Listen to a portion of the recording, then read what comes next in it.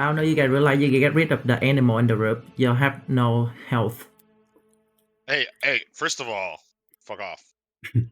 Just There's saying. plenty of health pots. You guys are all right. Yeah, I can Welcome always in. get more. I can just talk to the Woo. quartermaster and get more pots, okay? Welcome back, everybody, to another week of D&D. We are on episode 5. A few housekeeping things. We're going to try to keep these to about every 5 episodes or so. But as we are progressing deeper and deeper into the story, Sharka and Tofu are going to be a little more distracted in-game, focused kind of on the story and the interaction with the other players as well as the NPCs. So they may not be able to interact in chat as often, and if they do, it will be via text. Please sit back, relax, enjoy. Our group is discovering a bunch of different shenanigans. Last week, our group finally met the hooded figure in what Dane will describe as a very infuriating entrance, and straight up called him a pussy and told him it was weak, and that because the hooded figure, I will bring back up for everybody, appeared after a skeleton sacrificed itself to trigger a trap intended for the party to cause a wave of paralyzation. And the hooded figure appeared shortly thereafter and taunted the party and proceeded to tell them that they were lacking and that the gods had chosen wrong, and that they were no match for this entity, and goaded them into a race to see who could reach the black temple on the side of the volcano first. That the hooded figure had said that they would obtain the key and release Maxis, the fallen god of death, and that there was nothing that the party could do to stop him. So he basically straight up goaded the party and then vanished in the dimension door before the party could recover from the paralyzation of the rune. Afterwards, the party kind of looted and scoured the room for different treasures and to see what was left in the kind of storage room and tomb. Various items, lots of tools and toolkits. And then Cotton actually found an interesting rapier that is very elegant, very, very good looking. But he was spoken to. Something inside the rapier, upon touching it and inspecting it, released and communicated with him and told him that he would be in touch. And that it thought that they could have some fun. Are there any questions from our players before we begin?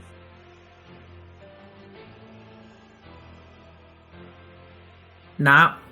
You're talking, Wraith, and we can hear. Yes, I'd like to cast teleportation jutsu to the other side of the mountain, please. No? Oh, okay.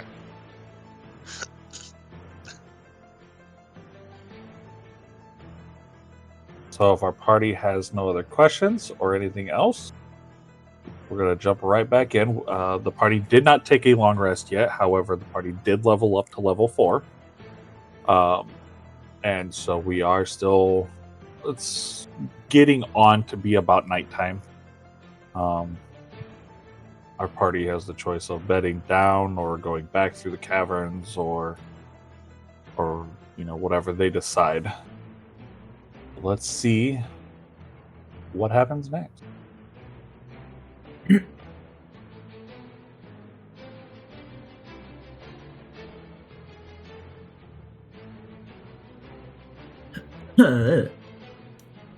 As we come back in, Again, Zeph Dane will probably be grabbing those pieces, putting them in his bag.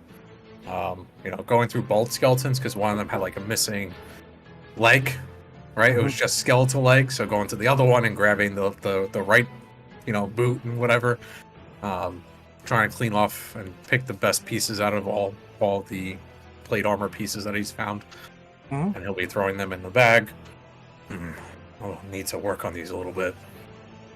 Definitely. Yeah, so between all three of the two skeletons that collapsed, as well as the one that kind of exploded into a billion pieces, you find enough good pieces that you can patchwork a full plate mail to it, and then using your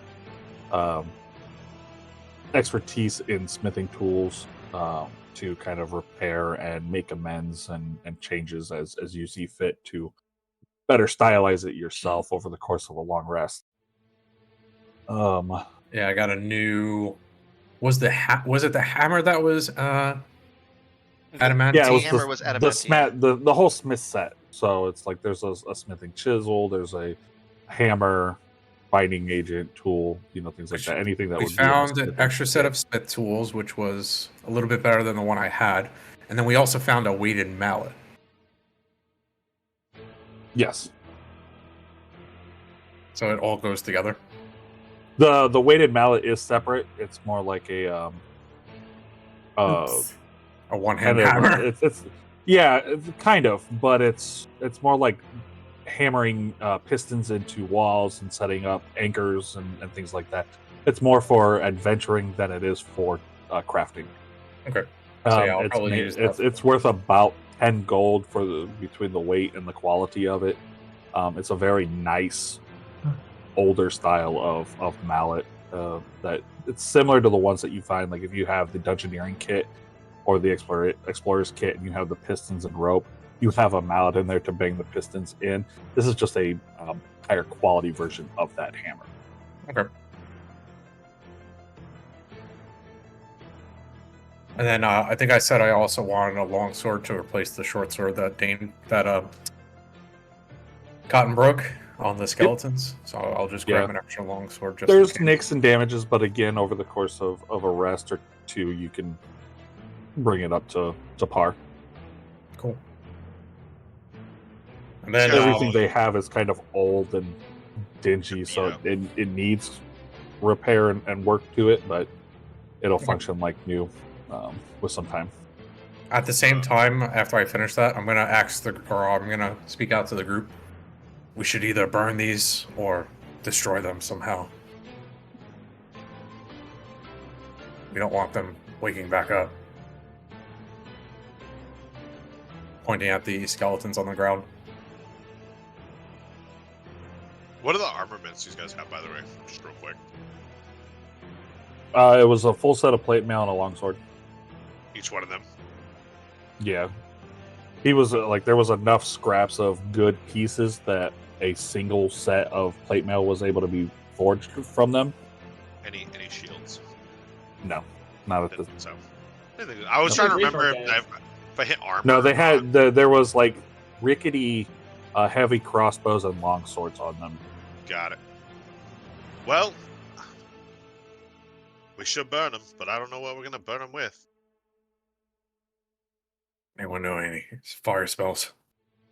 How about a tinderbox and a torch? Should work, but we'll need more kindling. As I look around, we're in like a sandy with two big ass wooden carts in the middle of the floor. We can use the carts. Just throw them all up in the carts and set the carts on fire. Wait. Let me try to retrieve my arrows first. And I want to go over and try to scavenge for the arrows that I shot during combat. Shattered. I thought The it'd been singular shatter. bolt you shot? Yeah. I thought it'd been shatter. Yeah. His dug into the cart, so yeah. It's retrievable. Okay. You can get the one back. Oh, yeah. Yeah, anybody who hit the skeletons, they shattered. I deleted those. Missed, your arrow is if you missed, your arrow is retrievable. Oh, awkward. I'll start pulling over the carts. And I'll actually tell the group like exactly what I found in the crates that were in the carts. Not a lot of money, some extra items, some smithing tools, a little bit better than what I had. I'd prefer to keep those myself and work on anyone's armor that needs to be repaired and any weapons that we've damaged during the fight. Blaster found the smith. So I yeah, did. we And I traded. gave him the smithing tools. He found it, but I traded. I gave him some other tools that I found that I didn't recognize. I found drinks, but I don't think I should be drinking them. Not right now. Yeah, I think you still didn't identify those, right? Over the long I rest, you think he will. told. I think he told us what they were. He told us what they were, but yeah. Yeah, I don't think you'll character once yet. you take your rest, you'll identify them during the long rest. Okay. And did I go through? Oh yeah, I already went through the pouch Yep. last time. Where are these? Where are the corpses? So again, I'm just pulling the carts closer to the center. I already deleted them. He's loaded them on the cart. And start piling all the bones up there. I'm gonna start walking around looking for like where we can continue progressing if we were gonna go forward.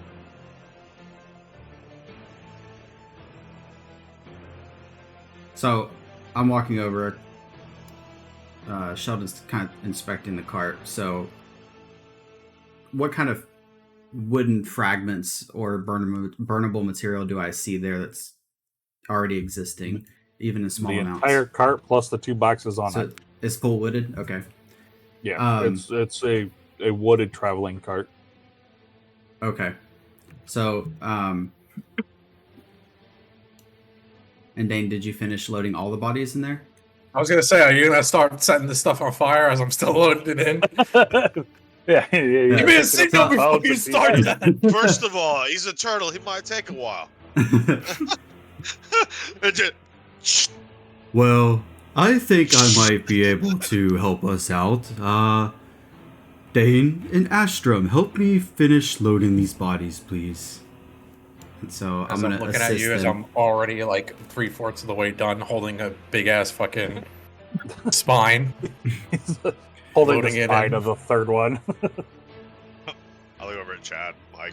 So And suppose we go very down there? slyly, I'm gonna like just stand over in the side and start lighting my pipe with whatever I use to light my pipe. I think I have like some type of mechanism or It's a something. pipe lighter. yeah, you. I like I could do it myself. But Yeah, it's essentially a fantasy version of a Bic lighter. yeah, it's like a little mini lamp that I just. Yeah, you got it off of a gnome that kind of tinkered around, and it's basically just a at will flame. So I'm waiting for Sheldon to do whatever he's gonna do. What's Sheldon's going on just with this looking little- over, and he's just, It looks like you could light it yourself, Dane. I'm actively hiding from you because I know you yelled at me last time I smoked. Dane. So I'm actively hiding myself. The Like, plateware is like. oh, like I Dane. got my back to you, and I'm like lighting my my pipe. So you two down there, it seems to be an alcove that is caved in. There's a lot of sand and sandstone, just kind of like the roof caved in, completely impassable. Okay. As you look around the room, it looks like the only way out is the way you came in. Fair enough.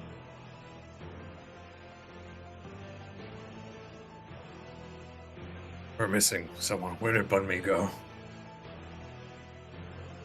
Little rabbit. I'm Oh. looking for carrots. It's gonna be a while. I'm just sitting here, bored, waiting for you guys the whole time. It's almost nighttime. He'll pep up soon. Sheldon's gonna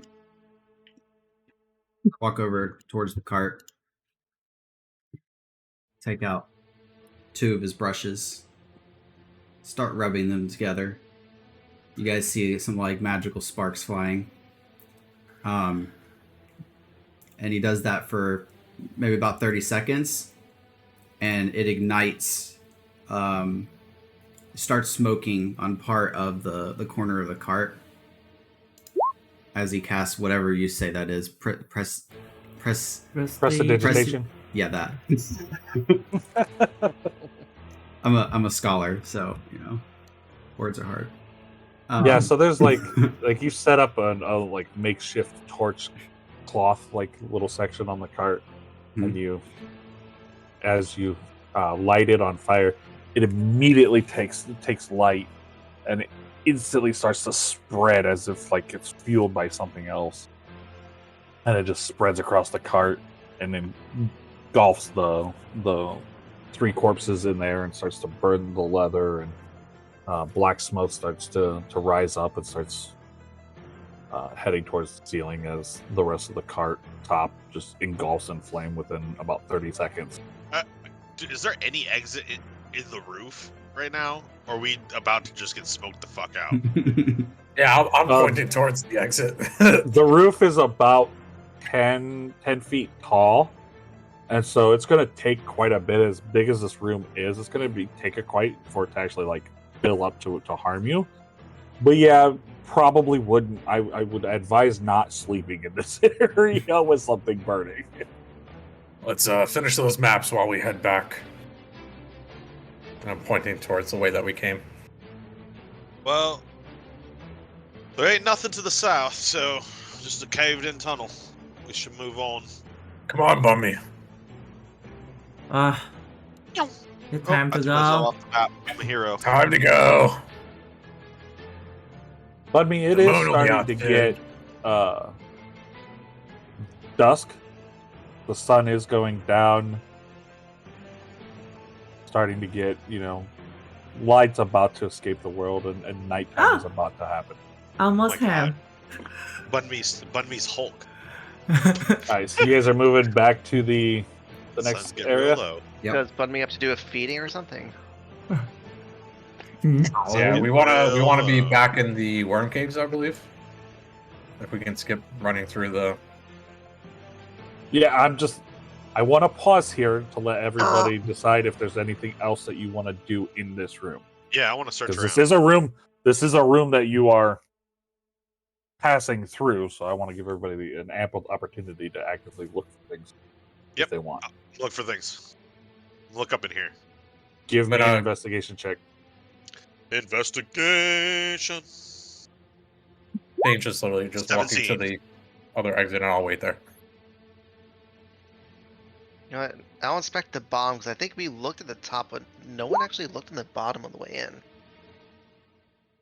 So course, I'm not gonna see shit.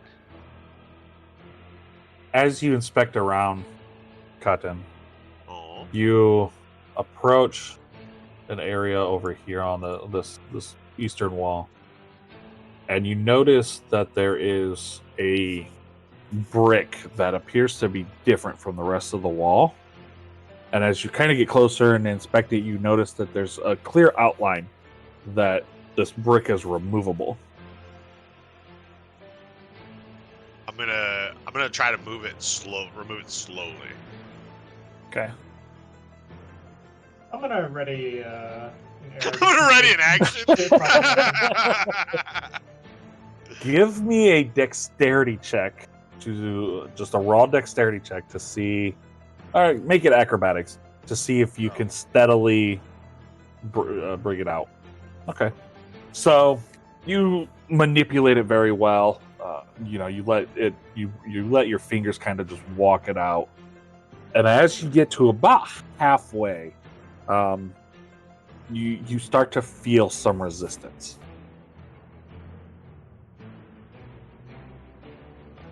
Oh, well, I'm hopping over, right? And then I'll see if I see Carton doing that, I'll put my he taunted me, so I'm gonna reach my paw out, touch his shoulder, try to jump up. It's like, hey, what you doing? What's that? Found a brick. Oh, you try to pull it out? Yes. Okay, I'm casting guidance on him.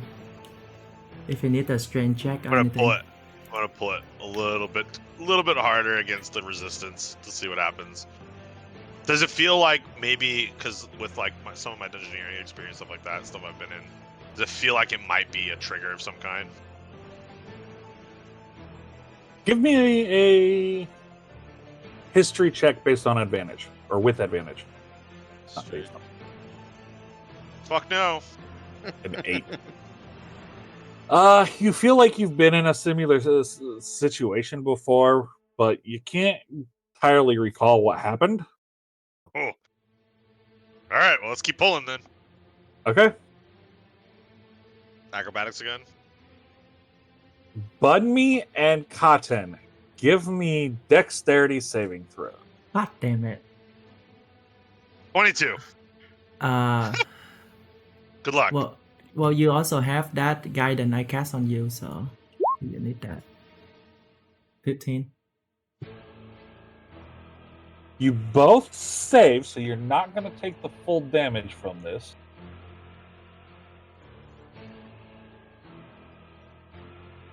Full damage from what?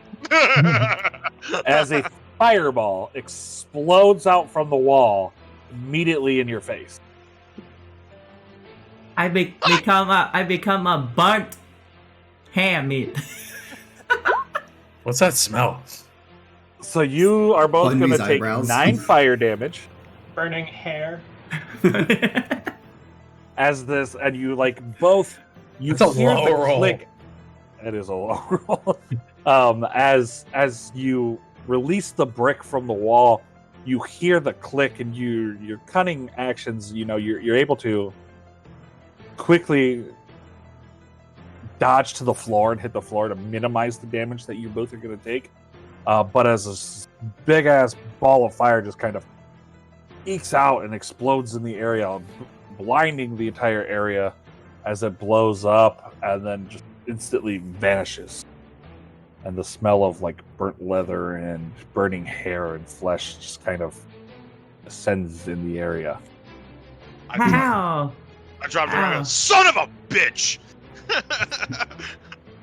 Oh, Those skeletons really did smell bad. Did the brick come all the way out when I pulled it? though? Yes. Yeah, it does. Yeah, the hole is now vacant of anything blocking it. All right. I'm like, son of a bitch. I look at the brick. I'm like, here, have the brick. Throw it over to Bunme, and I stand up, kind of like slowly peer from a distance, see if I can see inside. So And as you look inside, you see a small little nozzle sticking out from the dead center of where it was. But on either side of it, you see 2 pouches Okay. kind of receded back up against the back wall. it's burn ointment. The salve for that burn. All right. Can I disable the trap to make sure that doesn't trigger again? Looking over it, it looks like it was a one and done. Oh, okay. So I'm gonna pull them out then. Okay. One jingles as it free falls and kind of waits in your hand, and the other kind of crinkles like paper being kind of wadded up. I'm gonna do a sleight of hand roll to see if Okay. I could pocket the pocket the money and then start opening the other one like it was the only thing in there. Okay. Bunme, give me a perception check. Here's the 20.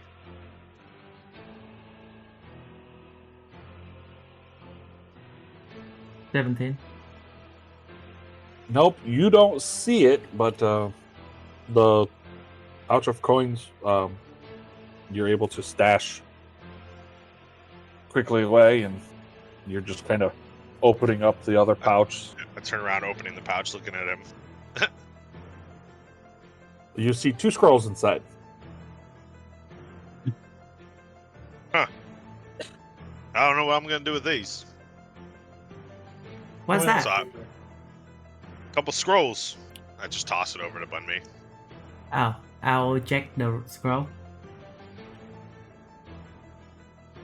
One of them has a seal of a symbol that you recognize belonging to Lord Byron's family. The Huh. other is a seal you've never seen before. Muzan seal. I will. I'll open the one that the seal that I don't know. Okay.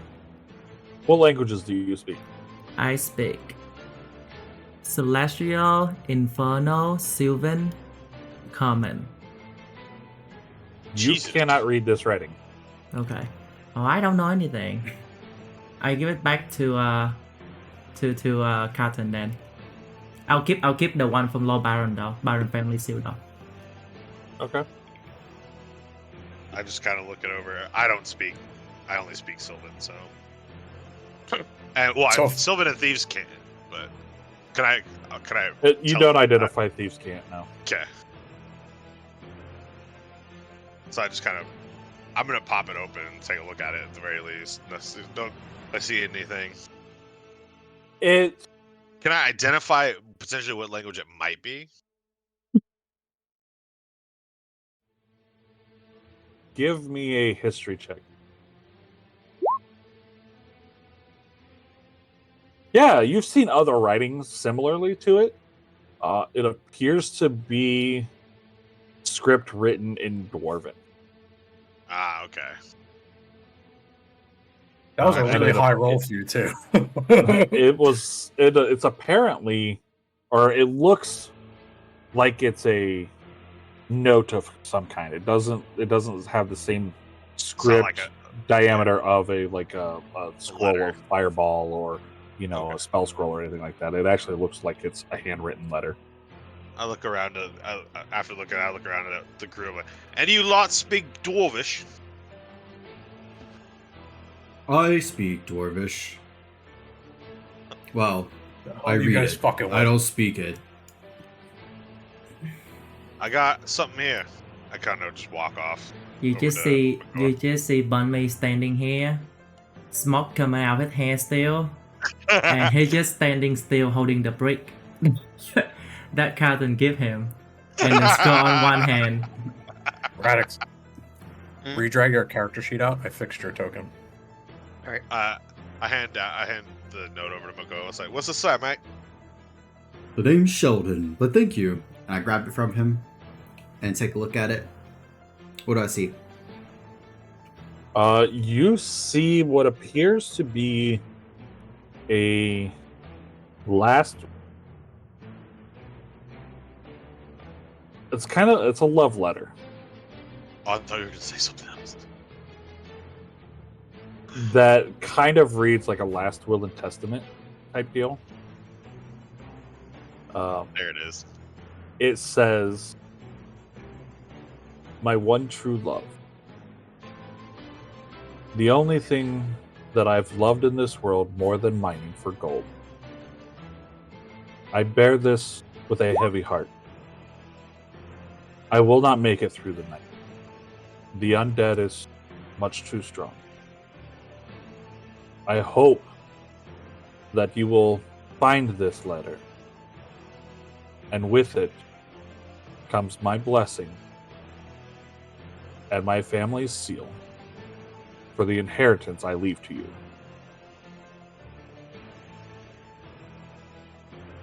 Your love, Barrow Rock Crusher." How you spell? Wait, what was the first name? Barrow, Barro. Rock Crusher? Yep. What a name. Okay. What a name. That's it? That's it. No W. No lipstick kisses on the bottom of it, nothing like that. Well, I feel like No. Barrow might be a dude. Hey, we don't assume. Alright. We've all got beards. So Makoa's looking at it very closely. And I would have read that out loud as you were speaking, like to me, like it would have just been the same thing as if I was kind of reading it slowly and then Love, Barrow, Rock Crusher. Cotton, you didn't tell me that you had a true love that was in this cave. I wasn't aware of myself, mate. Evidently, you inherited something. So it would seem. What did you guys find? What is going on? Why is This she hand- burnt? I hold my hand out towards Makoa. You said your hand. I'll Yeah. I'll hand the letter back, but Sheldon's kind of looking at your face and trying to figure out what the hell just happened to you, because kind of singed a little bit. But I don't say anything. I just look at you, kind of funny. You saw the bright fireball explode in the area. Oh, that yeah. you're in. You Okay. heard Well, that shit. From my vision Yeah. and stuff down here, I couldn't see anything, so I didn't know. Yeah, Okay. no, it lit up the entire corridor that you guys were in a bright flash, and then Oh, you okay. immediately smelt the singeing. Cotton, I think I was the only person that was actually all the way around the corner, unless Astrum was Yeah, following me. you would have heard the explosion of the fireball, but you wouldn't have seen Yeah, that's, Cotton. that's why. where you were. just so you know, this is flammable. Hand it back. Thanks. I'm gonna tuck it away into my jacket. Bunmy, are you doing anything with the brick, or are you just holding it? Oh, I'm still holding the brick one hand, and then the Baron scroll on the other hand, just standing How there. are you holding it? You say you're holding it one-handed. How? Uh-oh. Well, Are did you holding it flat like this?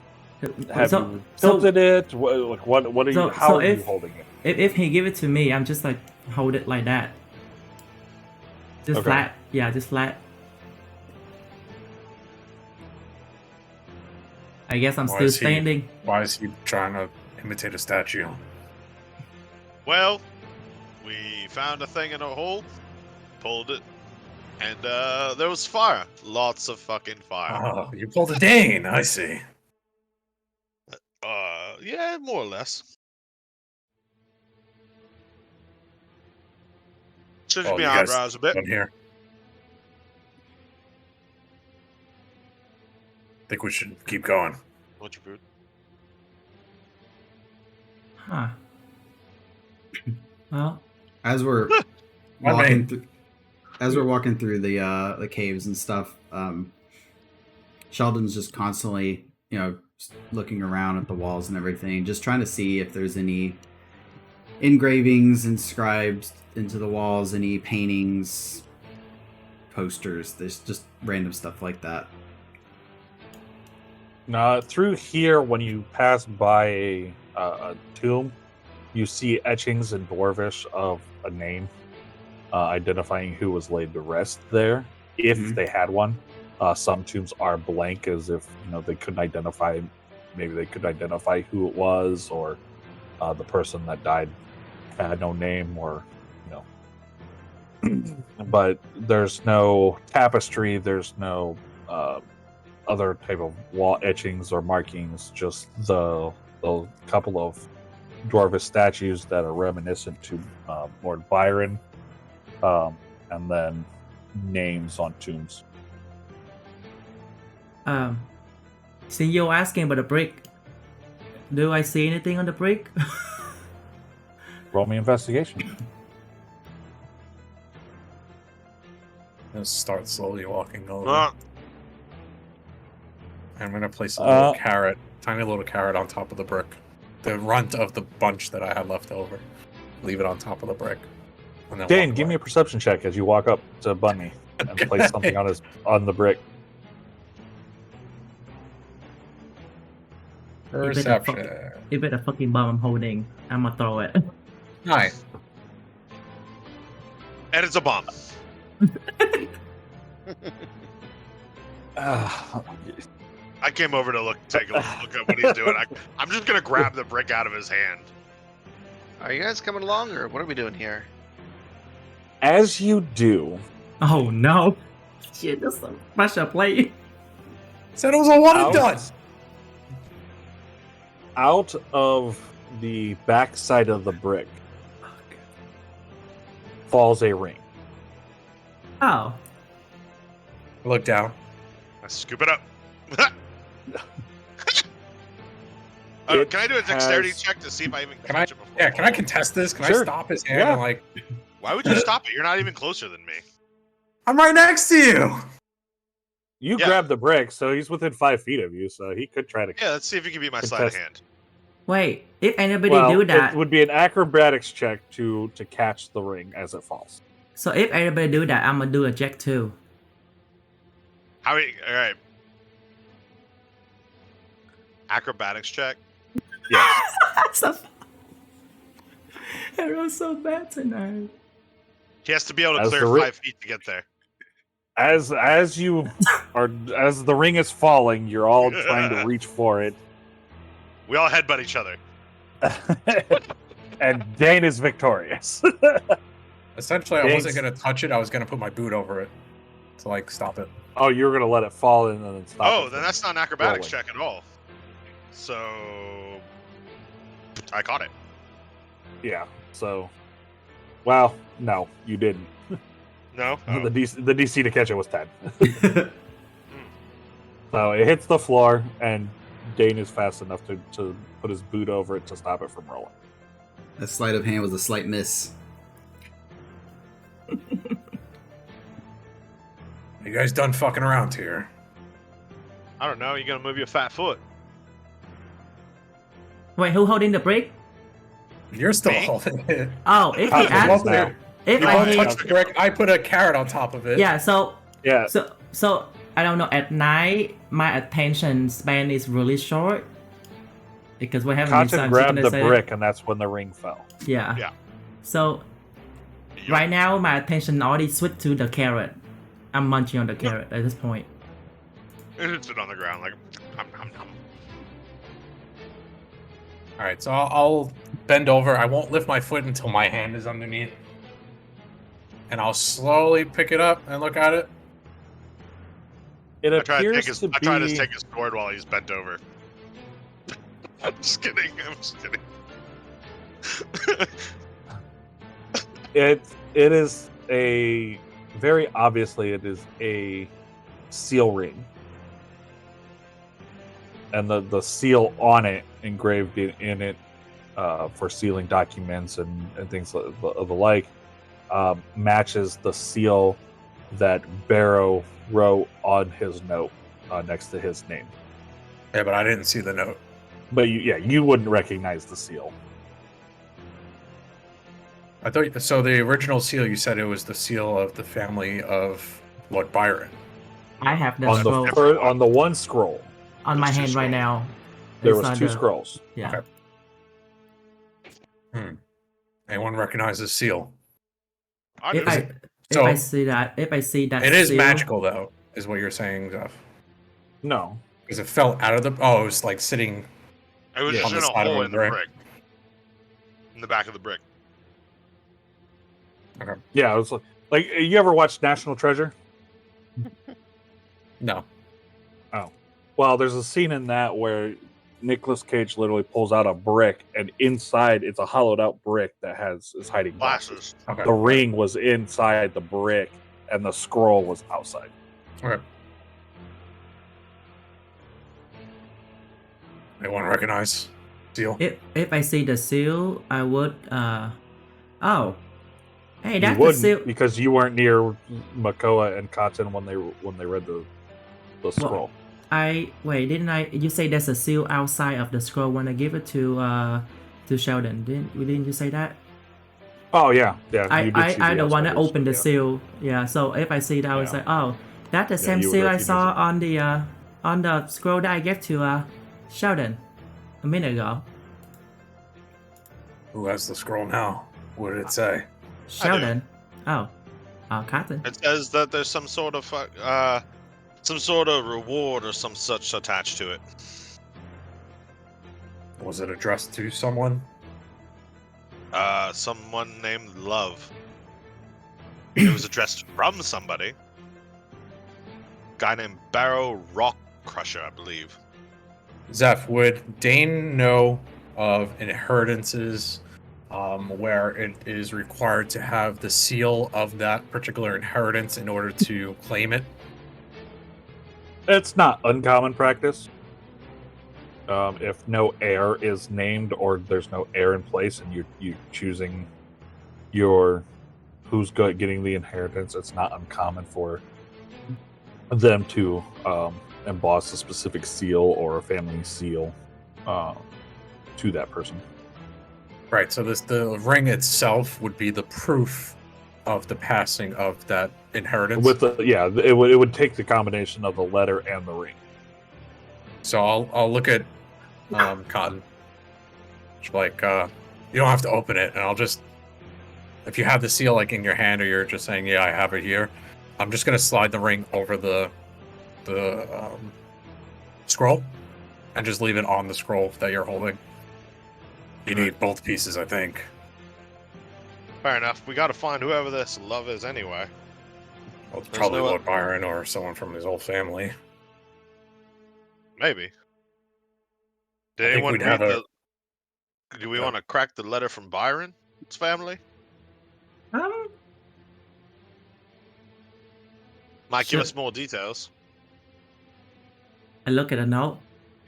I was like, huh, why not? I open it. Is it in Dorish? Mhm. Well, here you go. I can read it again. I hand Shelley, it to come here. Sheldon. Yes. Oh, I think you have to read this one too. And I hand the note to you. Sheldon scratches his head, kind of looks at it, inspects the writing. This is definitely Dwarvish. And takes a close look. It's appears to be a battle report. Full battle Kind of report. styled in a journal entry. And it states that it's late fall. The undead have come in numerous waves, have overrun us into the tombs. We've barely been able to hold them off thus far. We've barricaded ourselves. I fear that they'll break through any moment. I hope this letter finds you, for I don't think we will survive the night. Shut the tombs and cave in the caverns. Let none seek this place out. Let this be our final resting place.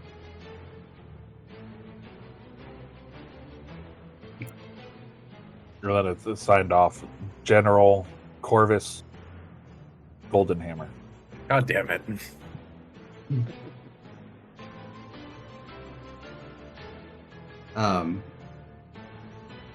Sheldon kind of,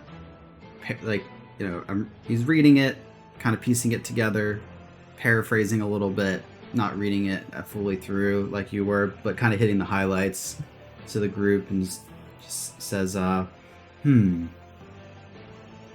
looks like undead. Was in these tombs before, which explains a lot. Perhaps why the rune was on the floor, and why there was signs of life at one point in these caves. This is a letter signed by General Corvus Goldenhammer, and he was ordering them to shut the tombs and cave them in. Almost like some martyrs, perhaps. But that's all it says. And then I hand it back to Bunby. Oh.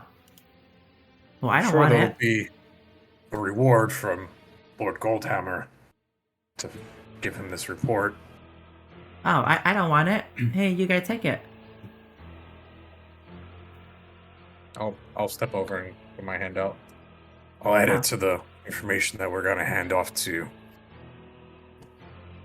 That's if he's Who's- alive. But we'll Who's have to alive? ask around. Goldenhammer. Lord Byron? No, Corvus Goldenhammer, the person who wrote the letter. It's not addressed to anyone in particular. But you are correct. There is a seal, so perhaps we can start there.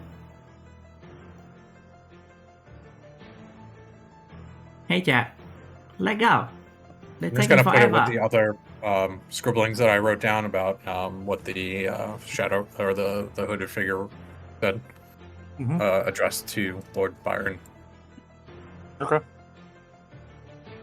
and Well- prep it for handoff to the person we're meeting outside tomorrow. Horace. Of course. Oh yeah.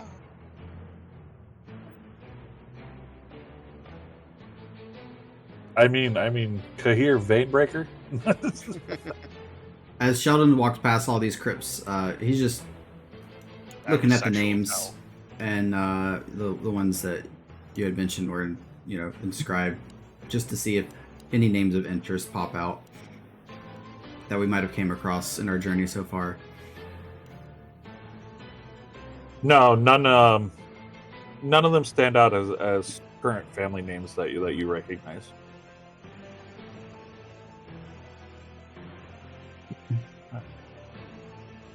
Before we go back into the caverns, anybody else checking anything else out? I don't want to go through all the tombs personally. We already no. did that, but I'll keep a perception check as we were walking through. I thought we only Since- checked the one. You check Since two. We checked 2, and I don't think we checked as we were going through. I would have been like perceptively looking around on the southern tip, the southern entrance, because I don't think when we were walked through, we only really checked the top. So on my way back, as we were going down. To Oh the yeah, bottom, yeah. looking You didn't around. check down at the other Yeah. statue and things like that. Yep. Give me a perception check as you were passing by the other 15. So you thoroughly look through and kind of inspect the other statue. It does appear to be different than the others from the other statue. However, it does still reminisce Lord Byron. Your guess is probably somebody else from his lineage. But there doesn't appear to be any signs of hidden compartments or anything out of the normal for what you would see. You guys did open the one tomb, actually like physically take the top off, and Dane struggled and had to use his magical sword as a lever to get it off, and then you inspected the other statue. It doesn't appear like there's really anything of note as you kind of look through the alcoves and things like that. You could take the time to take the top off of each one and go through rifle through each tomb. But at first glance, it doesn't look like there's anything of noteworthy. See anything magical down there, Astrum? No, nothing that I can see. But if y'all are done shopping, I suggest we head out of here. Yeah, let's go. Who was the one that can mold the earth? Who Wasn't sealed that off the Astrum? cave the last time? That was Astrum Astrum. kind of like just standing there silently, not answering. Oh, that was Astrum. Nope. The It note wasn't mentioned- me. It was Astrum. The note mentioned to seal off the cave or the tombs. It was the last wish of whoever held the fortress here or held the line. I think we should try and respect that. Maybe all seal just- I off just- something. I just lean over and look at Astrum and just continue to stare at him. How long would it take Astrum to seal off at least this portion, maybe the thinnest narrow way? And I'll just like kind of point to the openings here. Well, I'm kind of looking around, and how big of an area is it? that would So have to- at the shortest bottleneck coming into the tomb from the caverns that you could actually mold the earth from, it's about 15 feet wide from side to side and about 10 feet tall. So your best guess, it would take you probably about 5-6 minutes to do a thin layer of mold earth just to kind of block it off. It wouldn't hold up to much beating. It would be easy to kind of break down and enter, but that would be the shortest it would take. Would be about 5 or 6 minutes. Is there any rocks or anything like how secure does the ceiling look above that section? Relatively sturdy. I mean, it goes from solid rock to worked sandstone brick. It looks like it's in good condition and sturdy. Alright. So nothing I can. So I'm kind of looking around, just muttering to myself, like, well, nothing I can blast or cause a cave in or anything. Probably like 5 minutes.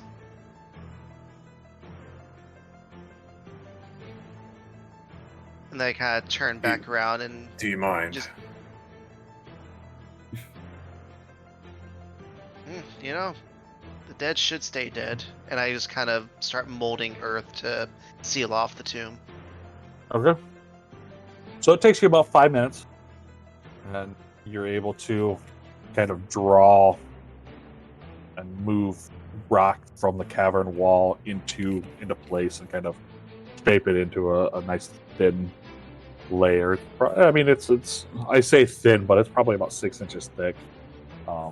A sturdy hit from a hammer or thrust from a big sword or something would start to pierce it and could easily crumble down. But it's a nice about 6 inches thick, and after about 5 minutes, you're able to fully cover the entrance and block it off. In charcoal or something, I'm just going to put an X on it so we know where Astrum molded. In case we have to re-enter, just for some reason, but... Yeah, so you're able to... Yeah, you mark it with a big kind of ashy X.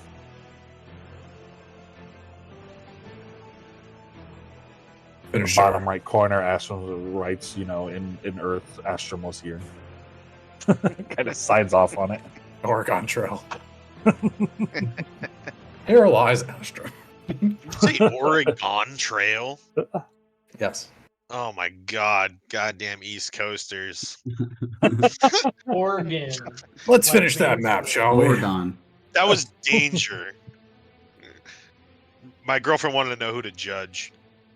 Wait, is it not called Oregon Trail? It's Oregon. It's Oregon. Like the piano? Hey, it's the state. Huh? Oregon No, is the not state. Oregon. Oregon. Yeah, Oregon, the state. Oregon. Huh. Not Oregon. Oregon. Not Oregon. like Oregon. like a heart or something. Yeah, O-R-E, right? With the E. in it. I like Oregon. It's like G-U-N. Yeah, Oregon. even I know that. Oh, Sheldon. Let's finish that map. Yeah. You got the map for the stream? Yeah, it's still on there. Nice. Oh, there I was like, where am I? Fun me. You want to take point? Yeah, I'm already looking ahead. Sheldon, let him know which wave we've already gone through.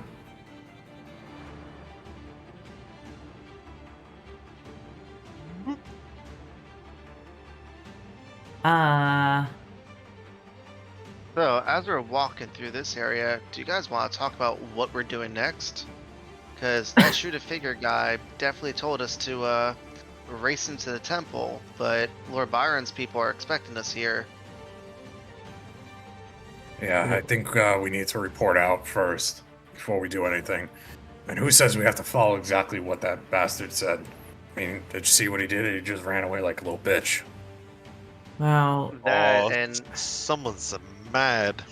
I turn around, and if I hear that, I would want to say, I actually wanna just keep going. I don't think we should wait. The night's out. I'm not It's- risking my freedom for that.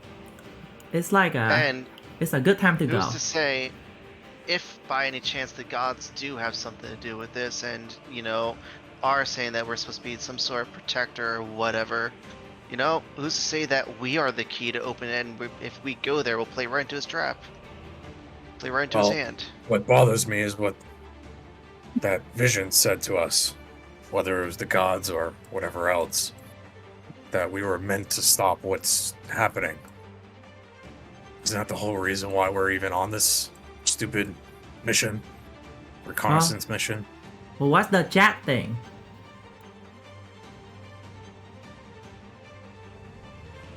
What? What does chat think about us being the key to all of this? I think we have freedom being dangled in front of us by the, the wall, and I'm interested in that. So, At least, Sheldon. check Sorry. but Sheldon stops. He doesn't turn around. He just kind of stops and like kind of leans his head a little bit to the side to hear you. Why are we at the beginning again? I thought we were mapping the rest. I think he mapped the rest of it. I've already drawn. I thought you wanted to report out. Make up your damn mind. Report I've out's already not until drawn, but- tomorrow morning. Oh, Horace is meeting us here. wait. Did we go down this way, guys? I'll look at Cotton. You're the one that wanted the map. I point this way. Did we go to this way? We did not. Huh? Well, Okay. Do you not want to finish the Partway. map, Cotton? We can kick our heels up if you just want to have some more of that wine. Well, I suppose we could continue down south, see what's there, Well, update the rest of the map, and then move on. alright. I walk right here, and I say stop. Okay. I read out my carrot. Give me a perception check while you're there. All of us? Bud me. 17. You see Oh god, we're all a dead. carrot patch. Cave carrot. another rune laying on the floor that appears that it's blocking the entire entryway towards the back of this section. Ooh. I see something, guys. Dane, you should probably go run across it. Go step on it like you did the ring. Is it a carrot? And as I'm standing there, you're gonna see Ashton kind of just extend his hand out, and I'm gonna cast Minor Illusion of a carrot dangling just in the center of that rune. Oh no! Wow. I do know some magic, you know. Give me a perception check to see if you can identify that it is an illusion. Yeah, what's your spell save DC, Astro? My spell save DC is 13. Would that work for that? 15. Yeah. maybe. Yeah, it's against the spell save DC, Yeah. so yeah, you recognize that it's not a real carrot. Huh. It's pretty good. He did a good job with it, but it's not real. Oh, wow. But, Wow. I Nice have try, more- though. I have more carrots, but I wasn't sure if I should save it up for another soup. Huh. The soup was have really only- good. Less than half of the bunch left that I got from the wall. It's alright. You can save it. I'm gonna eat a ration. I'm gonna take a ration and eat. So, if I'm chewing my ration, I was like, well, I see a rune there. What do we do? I don't know. Maybe one of you magic types can dispel it or some shit. Can I Well, do a what's it even for? Can I do I'll a do check? like Arcana check, trying to Yeah. investigate it I'll do a check too. at 12. You can definitely tell it's magical. It's definitely a magic effect. You That's a don't, 20. Astrum. You don't know what it is. Of course. Astrum never knows. Budney, I are you don't know proficient magic. in Arcana? Yes, I am. You recognize it as a fireball spell.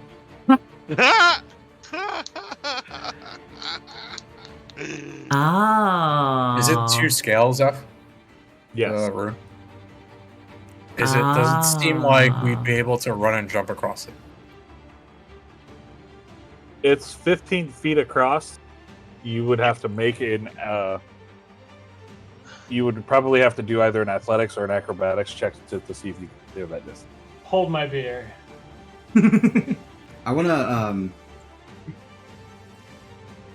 Sheldon is curious about this symbol, and he pulls out that piece of Sheldon, paper. Yeah. whatever you think you're doing, please don't. Zeph, I'm gonna take out a hempen rope and start tying it on one side of these. I turn around. If I see that, then this is not one of the things you should be doing. And then I started smell my hair.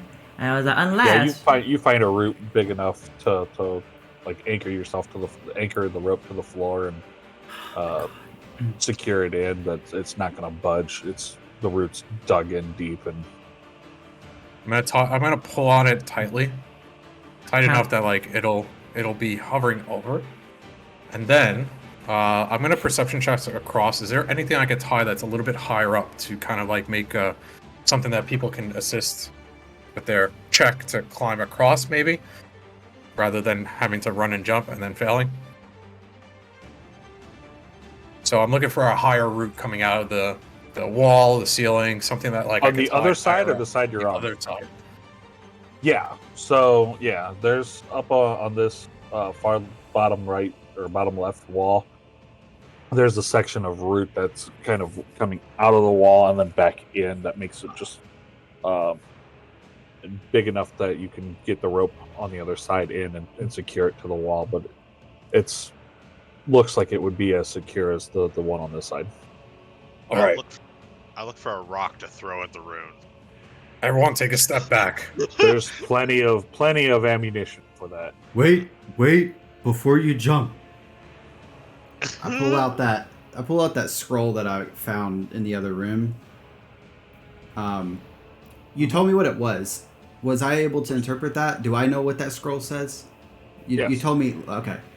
So I noticed there's a resemblance between the two, like the fireball. Do I see those similarities? I guess I would assume the symbols. There look are similar. similarities. The one on the scroll appears to be more modernized. This appears to probably be a little more archaic. Magic has been probably refined since this one was inscribed.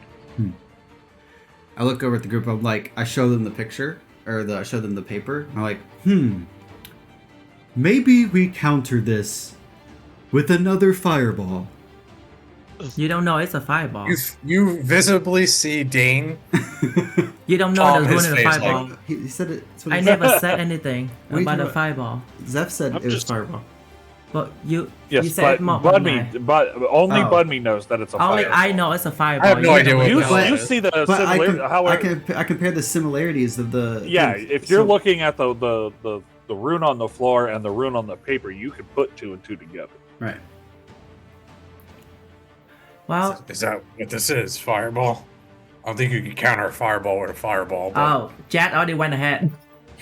Chad, you make it. Yeah. I'm gonna throw the rope then No because problem. I was gonna do the same thing. Chad, find a spot high up. Throw this up. Throw the Give rope me over. an athletics check to throw the rope. Because you're throwing it 15 feet. Oh. The rope falls lands on like- the rune. It goes about 6 feet in front of you and just bloop. You quickly reel it in. I also have a length of rope. I can Oh, throw Do back. it again. My athletics I is pretty I bad. already tried this one. I'll do it again. Hey, how about you shoot an arrow with the rope attached? That might be a good idea. Yeah, I'll shoot That This it time would right do. I'll grab more slack and then Use a puffed it over. fucking This time bow. you heft it over and it lands on his side. Alright. Make sure it's tight enough that it'll allow us to kind of climb over for those that are not great with jumping. I tied the rope. We go one at a time so we don't kill ourselves and anyone in the vicinity. Chad, anything across there actually? Do we all have to go? Oh yeah, let me look around over here. Oh, critical look. Critical look, look. hey, look every crack on the wall. Good. Now maybe only Bubs will die. Coming back. Still got second wind. Second wind doesn't help if you're instantly incapacitated. All right. Let's see. So yeah.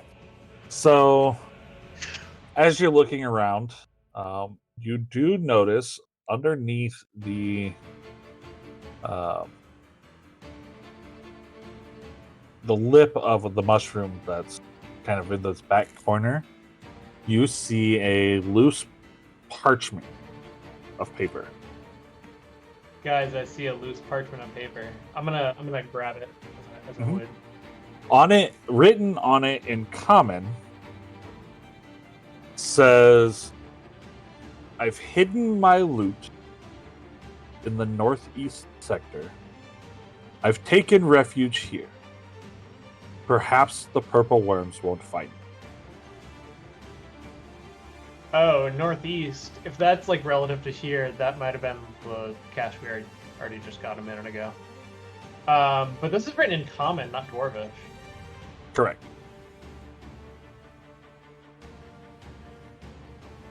All right. Well, I read the note to the group, but I don't see any. There's no like body here. I'm watching Cotton like a hawk because I know he's gonna take off. No, looking there for doesn't loot. appear that there's a corpse or anything. Why would you know these things? Why would you meta know these things? Is it only deep in the party? I'm not. I mean, a we've thief. been talking No, about no, I'm loot a this thief. whole time. No one's caught me thieving. None of you guys know I'm a thief. I'm gonna start slowly turning and moving towards the northeast. Everyone making these out of character insinuations. Okay, so yeah, so it doesn't seem there's anything else over here. I guess I will rope back across Give me an acrobatics check with rope. or athletics with rope.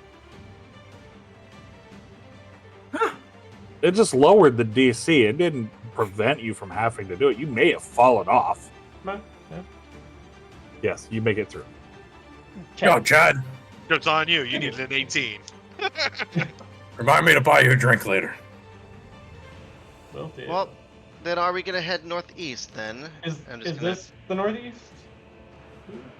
Can we go through that way? Yeah. Is there anything going? McCoy, you I don't know. I'm Have gonna you look gone over that way? at Sheldon or Makoa, whatever his name is today, and see if he's completing the map. I'm working on it. I'm Alright, as we I'm get- assuming that he's been drawing this entire time. I'm gonna do a perception check as we enter this new Yeah, I room see it on here. the stream. Nice. Same. 9. Yuck. Performance? Oh, Perception. jeez, why did I do... Okay, where is... Wrong P word. Wrong P word. I see break that. nothing. Wow, I'm gonna I go got back. a Yeah, critical neither do fail I, and a so- critical success. You bun me there. I see nothing What? either. Break a half. You a guys carrot. see the Yeah, cave-in walls to the north that Ah. looks like you can clear it from this side to give you access to that northern path. But yeah, that's about it. Oh, well, thank you. Beautiful. I got my carrot. Can we just talk how I got a critical fail and a critical success? Like, that's got to be like god tier. That's hysterical. So, Chad, stop moving. And he's dead. Dead jet. As you God is Wow. bad. step where you step, Oh no. a rune lights up underneath your Oh, feet. of course. Yes.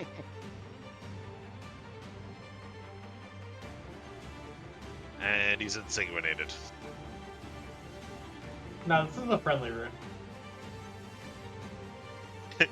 He gets teleported into the hold on. stomach. He doesn't have to go through the digestive process. He gets teleported to the pyramid. Or whatever he said.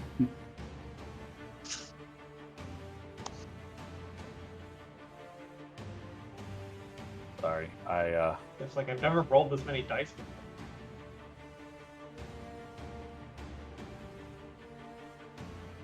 that a good thing or a bad thing? What, rolling the dice or the rune? Yeah, though him having to roll as many dice as he That's a bad thing. does. Death by 1,000 cuts. 20d8. I'm going to mumbling. If I see the fucking rune light up, I'm mumbling to myself. I was like, this is why we don't partner with other dumb races. This is how we're gonna die. Are you Wow. you saying that out loud, or you're mumbling to yourself? I'm mumbling to myself because I was like, this whole fucking party. Because I'm chewing on So the carrot. You as get me? the rune lights up, springing forth on either side of you, flanks 2 large bears. All right. This will be the start of initiative. Oh, And this isn't where I parked my car. I'm going this way. Classic double bear trap. Oh, I gotta pick black. Hey, my first actual crit. I never select my guy.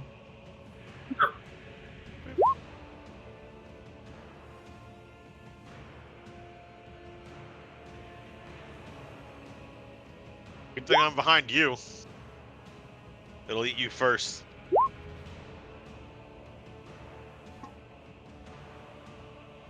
Yeah, I'm gonna get chomped on.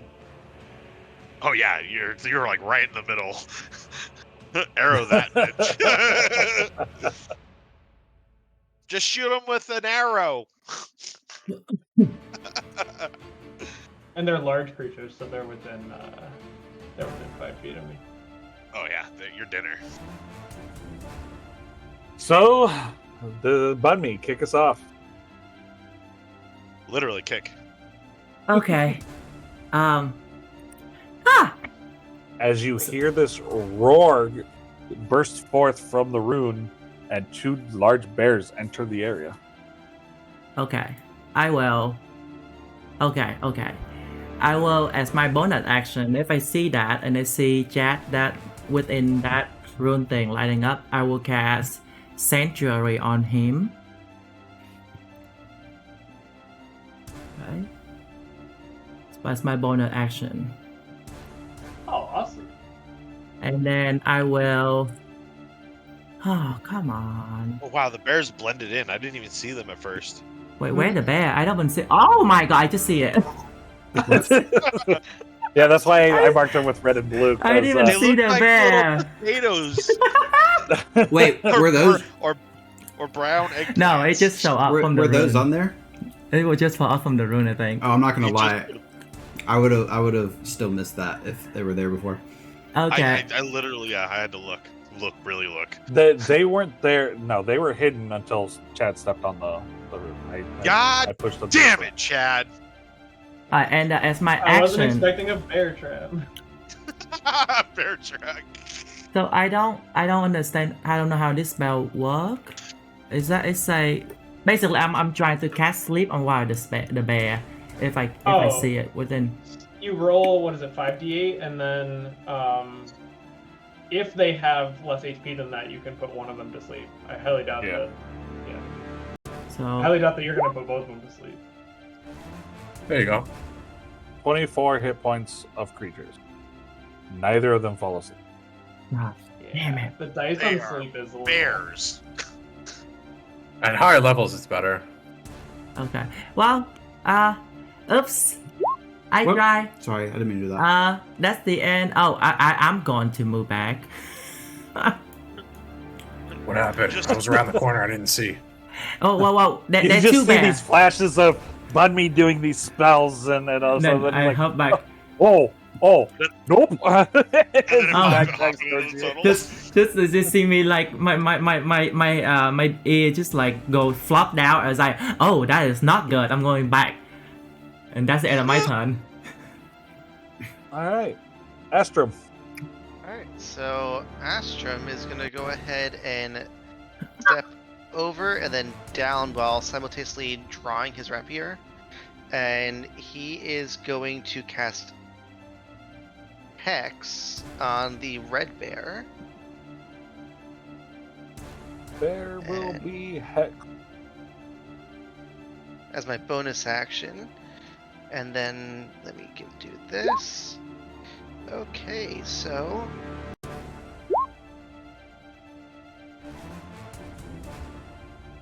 my eyes just spark blue, and something happens. Oh Jesus Christ.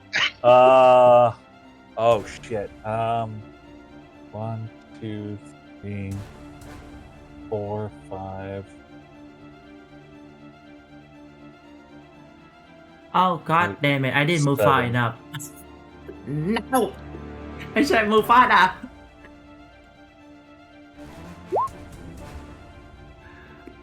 I knew it. This is a night we're gonna die. You rolled a perfect 7. Jesus. So, guys, as Astrom's eyes glow blue after casting Hex, one of the bears get bigger. Bigger than large. Yeah, it's now huge. I'm gonna look at him and shake my head. You're gonna And hear. as that's happening, that's gonna be like Worst magician simultaneously, ever. like I'm literally just attacking the bear. I cast hex on the bear, and then I'm simultaneously also swooping in with the rapier, thrusting at the red one with the booming blade. But Oh, it's just gonna be a 11. yeah. You still have Bless worked in, by the way. I do don't still have have bless bless on, in. so it's a I do 9. not have bless. It's 9. 9 will miss. Right, and then I will take a step back and end my turn. Hutton, your turn.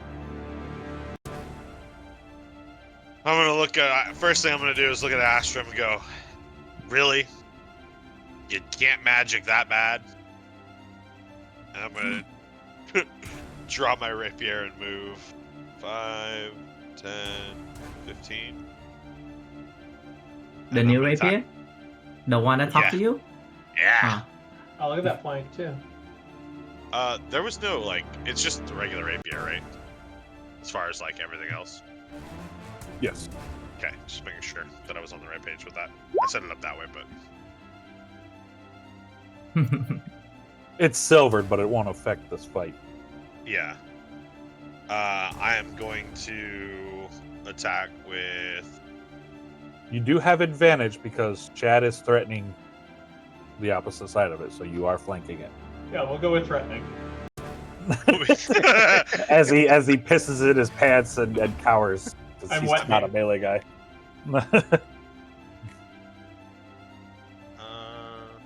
He's doing what Ranger Rick told us to do and wet ourselves. Yeah, I just gotta do an attack, right? Oh god Crit. damn That's a it. crit. You No, it's needed not. that crit, so that's piercing. And it needs to make a dex save. Ooh. It fails, so it falls prone. And then Bam. 11. So that's Too much math. 25. Ooh. It is too much math. My brain hurts. 25. Yeah, you got it. Yeah. 25 damage. 26 actually. Not Alright. 25. Wait, 14 and 11 is 25. yeah. It's 25.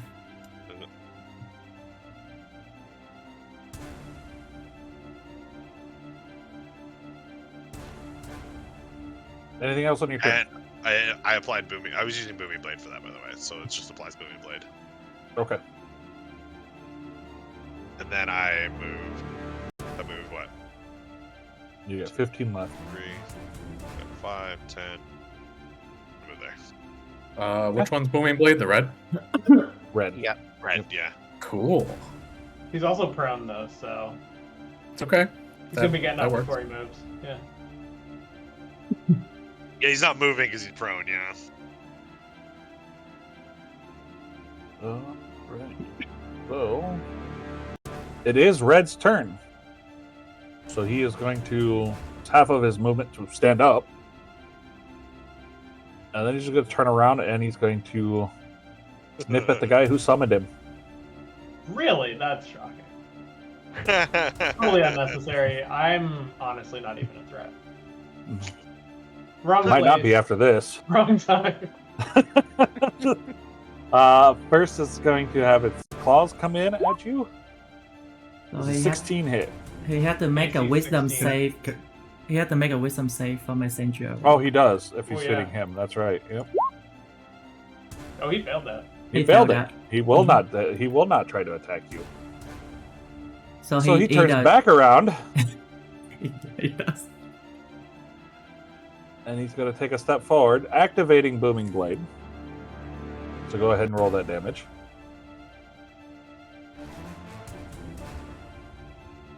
Cotton, Yeah, sorry.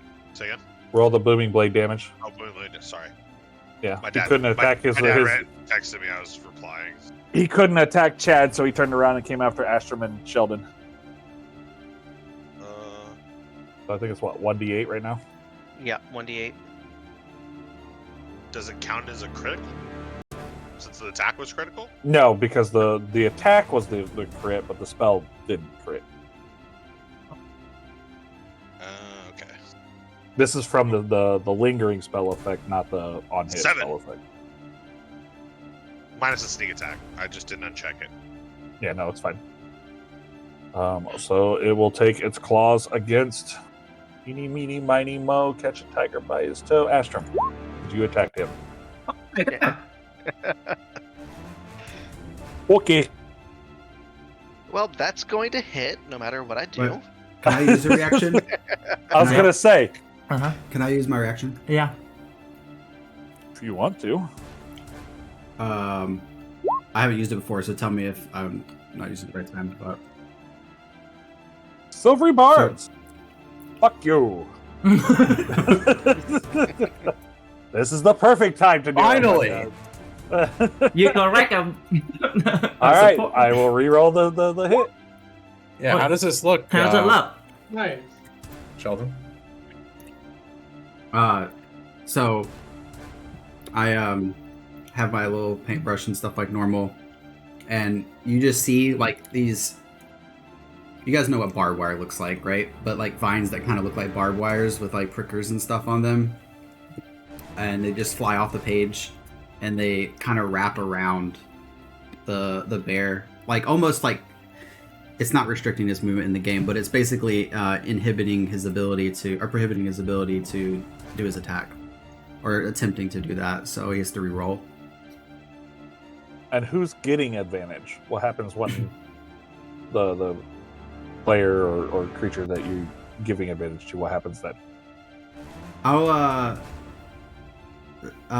so I'm gonna give it to, what's your name, because it's not showing up, Astrom. And basically I can't think of an artistic thing that it does. Hold on, let me think about this for a second. So you see Astrom, like the bear's kind of lunging from him, and it basically, whenever these barbs start wrapping around the bear, you just see Astrom kind of light up, and it's almost like moving him back a little bit, like not out of a square, but he's just moving back as if it's like kind of like a Matrix type of thing, to where he has this moment of like being able to avoid this damage and do a counterattack, kind of like a counterattack type of glow. All right. So the claws re-roll and miss, and in comes its bite. Will a 19 hit? Why did this reset? This should be 15. So as the bite is coming down, you just see Asham kind of using his hand again, creating that shield to kind of push it away. All right. So you're casting shield again. Yes. All right. Yeah. So this bear just kind of like your shield projects out from your hand and it kind of boops his snoot and pushes his nose up, and he's like, ah. kind of motion, and finally calms down and kind of like shakes his head and rears from the magical barbs that caused him to miss his claw.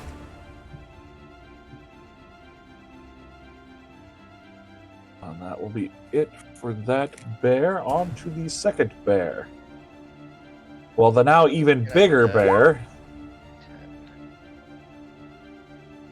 We're casting shield. Had to roll. Oh yeah. So the bigger bear is also in melee with Chad, Who still has And it's sanctuary? who still has sanctuary. So he Yeah. is going to face and try to pass his save, and he will not. So he looks at Chad, and he kind of growls, and it's like kind of like moves a little bit to try to like he's going to approach Chad, and then instantly is kind of like warded off, and you see like the effect of sanctuary kind of push him back and kind of like shoves him out of the way as he just shifts upwards over to Astrom's square. Fucking You clutch do have sanctuary. shield till the start of your next turn. So, what is your current AC? For me, Yes, well, it's 15, so 20 with the shield. 20 with a shield. All right. So once again, this big old claw now from this huge bear comes swooping in. 13's gonna miss, and the bite to follow is also gonna miss. And that will be it for that bear. Chad. Oh, right. So I'm actually not in melee range of either of these bears because they left me. So I'm gonna step off of the rune now. A little bit. Seems like the thing to do now that I already fucked up. And I'm gonna try to redeem myself by just like murdering the shit out of this red bear, I think. You're gonna roll a 1, and I'm gonna get hit with an arrow. Yeah, I'm gonna miss totally. It's absolutely gonna happen, but we gotta try. 13 to hit. A 13 will hit. Nice. Okay, so sharpshooter's on. Also, I want to pull my bowstring really, really hard because I'm trying to make up for life. He's trying to murder, death, kill. Murder, death, kill. Ooh. 25 damage. How do you want to kill this bear? Let's see. From anus to mouth. Yeah. Seriously, yeah. The arrow goes in the backside and just sort of like comes out the mouth a little bit. So everything between. He see the target from behind. He just shot that. It's accurate. So,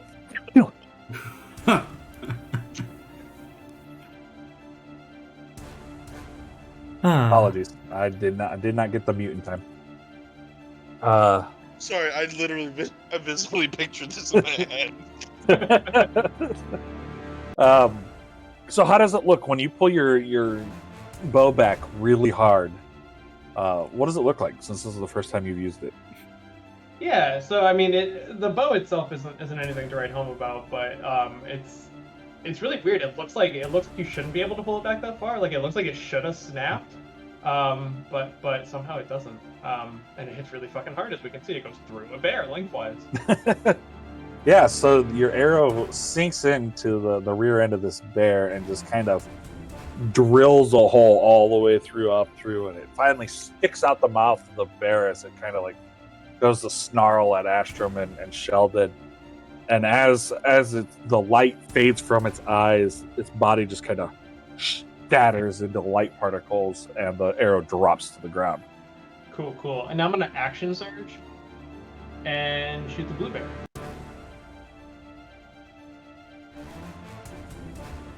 Double And tap miss, because- headshot. No, it's required to miss on action surge. Oh, just kidding. That definitely hits. That definitely hits. 19 damage. I clean up my own mess. Apparently. All right. Anything else from you on your turn? I'm definitely done. Sheldon, we're on to you. Come on, So- Shelly. I'm going to Let's look go this bear straight in the shopping. face, and I'm going to cast Fairy Fire at the bear, being careful not to clip Astrum in the process. So as before, lots of flurries of little sparkly lights. If you were to look super close at it, everyone further away probably couldn't see it, but since Astrum's like right next to me, he should be able to see like these little fairies kind of flying off my page, and they're all lit up with this like bright, vibrant orange red color, and they just swarm all around this bear to light it up and make it easy to spot. And with my bonus action, all right, I think you have to roll something. Dex save. Yep. Dex save. He fell. 10. He fails. He is glowing. And then I say, get him, guys. Now's your chance. And then I'm going to use my bonus action to use inspiration on... wait, where's my inspiration button again? You just tell the person. Okay. Just say it. I'm going Just to take it. cast inspiration on 6. Cotton. And what you're gonna see is this creature pops up around you off of my paper, Cotton, and it's basically the like ghostly image of a mountain lion off of my drawing, and it just kind of comes off to the ground next to you and roars and at the bear as a way to inspire you. A mountain lion against a bear? Yeah. Inspiring a Mountain lions pyro are with a predators mountain It's happening. against bears. lion. Inspiring a pyro with a mountain lion. Should have been an elephant. Fine, next time you're getting a Just squirrel. dangle some gold in front of him. Hey man, that would be just as inspiring. This is your turn. Yeah. Dane turn. Dane. Finally be part of the confrontation. The hell is going on down here? I You stepped not in see bad. the bear? You can see the big ass bear. It's Wasn't like a that big heat bear right before? there. Well, that you have to ask. When, Astrum. when Dane says, I pointed at Astrum. Like, Me yep. too. I'm Mr. Astrum Magic too. Man, Mr. Magic Man. Very quickly, you're gonna see Dane enter the room. As he's entering, his shield begins to kind of get a little bit shinier than it was before. And with the light from Chad's torch that he's currently has thrown on the ground and is firing his bow, I'm gonna shine it in the face of the bear, and I'm gonna use one of my new abilities called Bait and Switch, Ben switch. and I'm going to tag out Astrum to switch places with him. Astrum, you're gonna Astrum, take are a you step willing- back. Nick, Are you a willing Alright. target to switch with him? Sure. And I'm also going to roll a superiority dice, and I'm going to give the roll to Astrum. So Astrum, you're going to get an additional boost to your AC until the beginning of my next turn, just in case, of 3.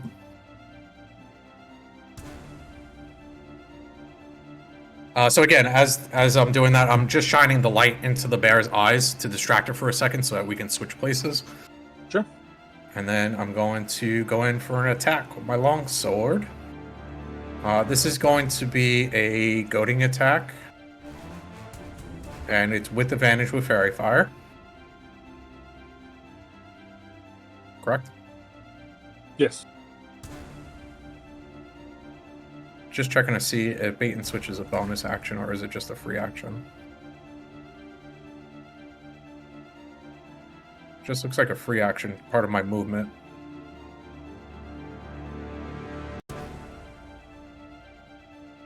Yeah, it's just an. Yeah, we'll using call it the as part of your superiority. movement action, yeah. Okay. It's not real clear on it, so. Yep. Fine. Thank God it was advantage. 7. The 7's gonna miss, but at least it's not a crit fail. Since I took the attack action on my turn, I am going to use a bonus action to try and shove the creature down prone. Okay.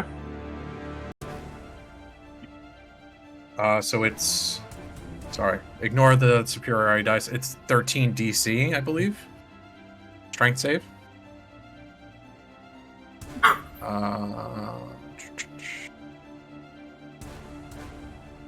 Shield Master. Sorry, this is new stuff, guys. It's Trying to shove a huge creature down to prone. Yeah, I'm checking to see if there's a requirement for the size. hey, I've shoved it to prone with. If you take the attack action on your turn, you can use a bonus action to try and shove a creature within 5 feet of with your shield. If you aren't incapacitated, you can add your shield. So the rest of that doesn't apply. So it's up to you, Zeph, because it doesn't say anything about being a bigger or smaller creature to shove. I'll say.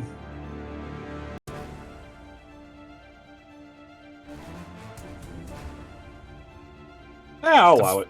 Yeah, to flavor, I'm just gonna jump up and For- like bash it in the nose of my for shield. now, I'll allow it. I'll look into it because, like, I can see one size larger than you, but this is 2 sizes larger than you. So I'll allow it for now, and then I'll kind of do some more research for future session. I don't know what the DC is. I think the DC is just contested strength checks, right? Or contested athletic checks. I think I wrote it in there. Says Shove a creature. Yeah, it'd follow Contest- the shoving creature. It would be Yep, contested athletic athletic. checks. Yep. Has to be a 19. It does not. It is prone. So it will fall prone.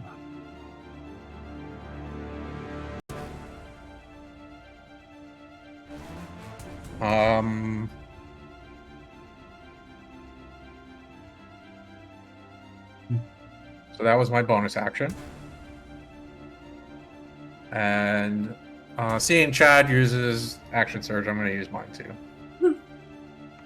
And do another strike. Did you see that? You're around the You corner. didn't see that. I know, but I'm still doing it. This danger. Danger's so meta. No, I'm just- There's a 15 hit. A 15 will hit. 6 slashing. And that'll end my turn. Bud me, we're on to you. What is going You're on? concentrating on Sanctuary. Hey, wait, why am I not? No, the sanctuary ended. Bad attack, so the sanctuary is done. Jet attack, yeah. You Once need to he re-add attacks- yourself to the Yeah, turn order I need to because re-add you myself removed yourself. What happened? And add. Oh, darn it. Why did God, you remove yourself? he put himself in Well- the corner for timeout. Pretty much. He And what did I roll? Sharka couldn't see his name, so he re-dragged too. himself back onto the map. Alright, oh, it's my turn. Then I will. Zeph has to reorder the turn order Yep. again. Oh, I'm after Bunme, so. Or I was after Bunme the first time. You could drag it down. There you go. my turn, right? Yes. Okay, so try to do this spell for the third time to see if it hit. Okay, I'm gonna point out with a little bit of the belt on my wrist and point at the bear, and I'm gonna cast Toll the Dead. Boom. Add to wisdom The saving wisdom? throw. Yeah. Hey, Hey, it failed. finally! Cool. This is the first time it hit. For what? So for everybody that around it, you just hear the bell jingle, just a jingle bell, and then wait, how do? 1d12. I'm over You here. have to thinking slash rolls, you'll base 1d12. fall. Oh, it didn't have it in here for me. No, so it's Okay. 2 different attacks. It's either a d8 or a d12. So you have to roll. And there's a separately. 4 damage. Cantrips don't get bonuses though, so you can have hilariously low damage. Yeah. Yep. And then I will with my bonus action I will cast Cure Wound, no, Healing Word on Carton because he was hurt from the fireball earlier. Yeah. So that would be 1d. You should be able to 1d4. click on it. Yeah, I have it right here. 5. point. 5 more health. That's a really low roll. He rolled a 1 on that. You rolled a 1 on the healing.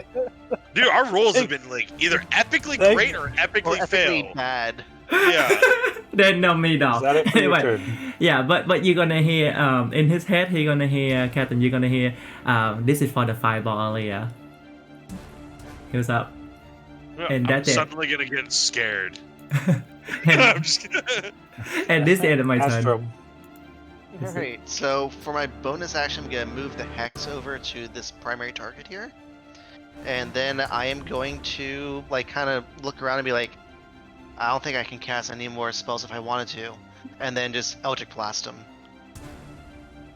I don't think I can cast any more spells. You're gonna have than this disadvantage. spell. So it's Fairy Ah! Fire, and he's You're prone. no, you're gonna be so- at regular because Regular. the fairy fire will cancel out the prone. No, and don't I also have the advantage from, You do have double advantage because you have advantage from Sheldon's silvery barbs, and advantage from the Flanking. disadvantage from it being prone versus range, and the advantage of fairy fire will cancel out. And then you have a second round of advantage from the silvery barb, so you do have advantage on this attack. You have advantage on the advantage that advantage. Ooh, I'm not gonna get Orpheus in the back of the head. you And a are 20 not. will hit. So that's gonna be 7.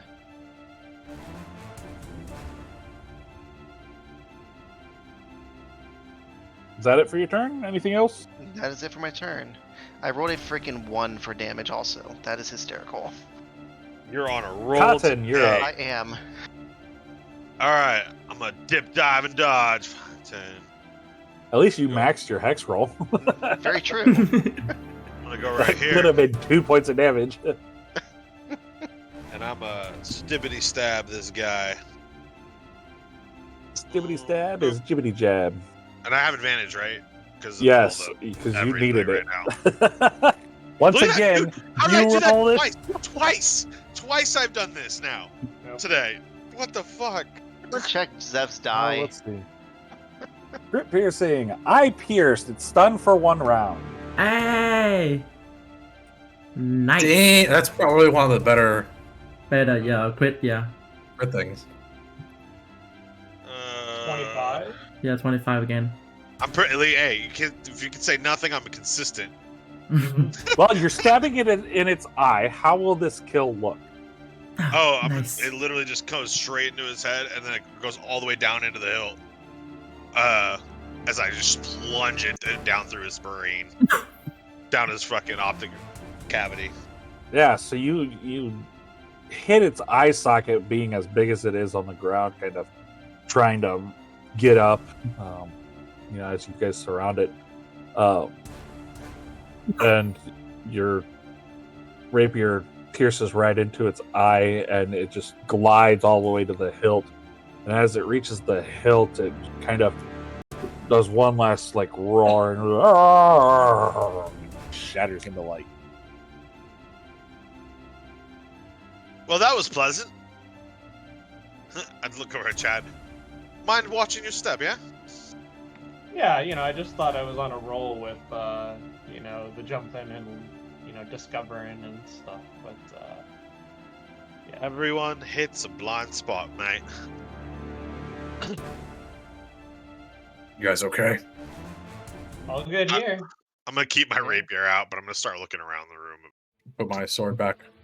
Put my All shield right, on my back. hold off on your movements. Oop! I'm not With moving. that end of combat, we are actually going to go ahead and take our break for the night. No break. Break for the week. If we no break, we go till 10 and we call it quits there. Kidding. So you guys a little bit. So we'll see you in about 5 minutes. Get up, grab a drink, grab a snack.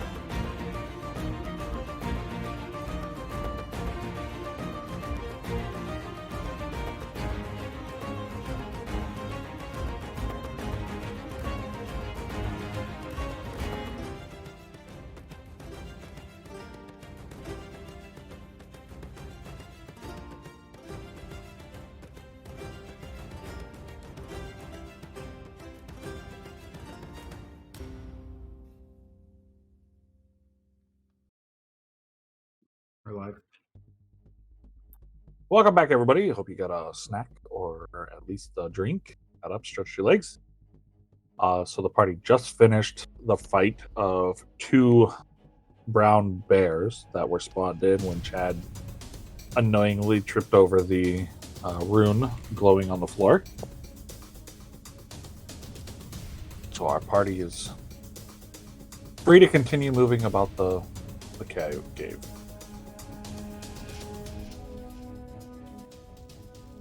Bun me, you okay? Yeah, I still smell my hair being burnt from earlier. I might have to get Sheldon draw some eyebrow or something. And so, see that they have no hair in my eyebrow anymore. I'm gonna take the other half of the carrot that I broke off and gave you, Oh, and I'm gonna drop it into the healing potion that I have and stopper it. Here you go. oh, you sure? Yeah, I don't think I need it. You've been healing me quite well. Oh, well, thank you. I'm gonna take it. Just in case, you don't have to drink it now if you don't want it. Well, I'm gonna take the carrot out. Okay. I'm gonna take the carrot and then put the stuff in my bag and then put it into my bag while I'm munching Yeah, the it carrot. kind of like it was just like sitting half out, so you could just Hmm. pull, I guess, from the Yeah. stem of it. Hold on to that. So I'm gonna take off one of the 2 healing potions that I had, and you can add one on to your character sheet, Tofu. Okay. And I'm gonna actually walk back the way we came. And you guys can think. I don't know if you. I'm gonna wait for you guys to keep going, and I'm gonna leave. Sheldon looks at Bunmi, and he heard, kind of what he said about his hair being burnt, and looks at Bunmi and says, "Are you sure? I can give it a shot." Yeah, I mean, yeah. What would you like me to change? I mean, not changing anything. Just draw, paint something. It's supposed to be some hair in it. So, I'm gonna inspect his face closer from where he got singed. Like, what are some changes that I noticed that happened to his face? Like, what part of it did it affect? Well, my eyebrow, my forehead. The initial blast kind of singed his eyebrows as he dropped to the ground. So like the back of his head and like little patches of the leather and stuff from his armor.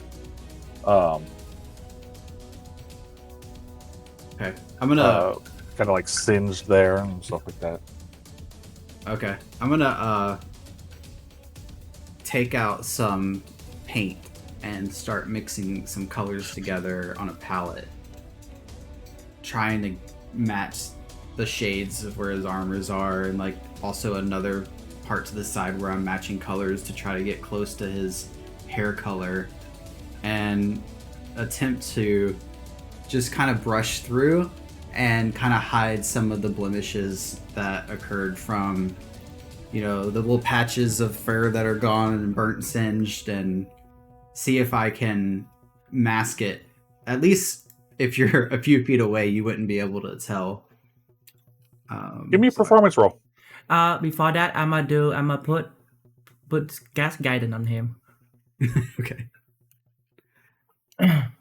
Give me a performance roll with guidance. Plus D4. It's good enough. Yeah, it looks like it belongs on him from at a short distance. It's kind of, you could kind of tell that it's off, but for anything more than like 5 feet away, it looks really good. Let's see. Well, thank you. Chad, you don't see squat. You barely see the rune that you already tripped over. I barely saw the bears. Well, he only have 10 feet of light anyway.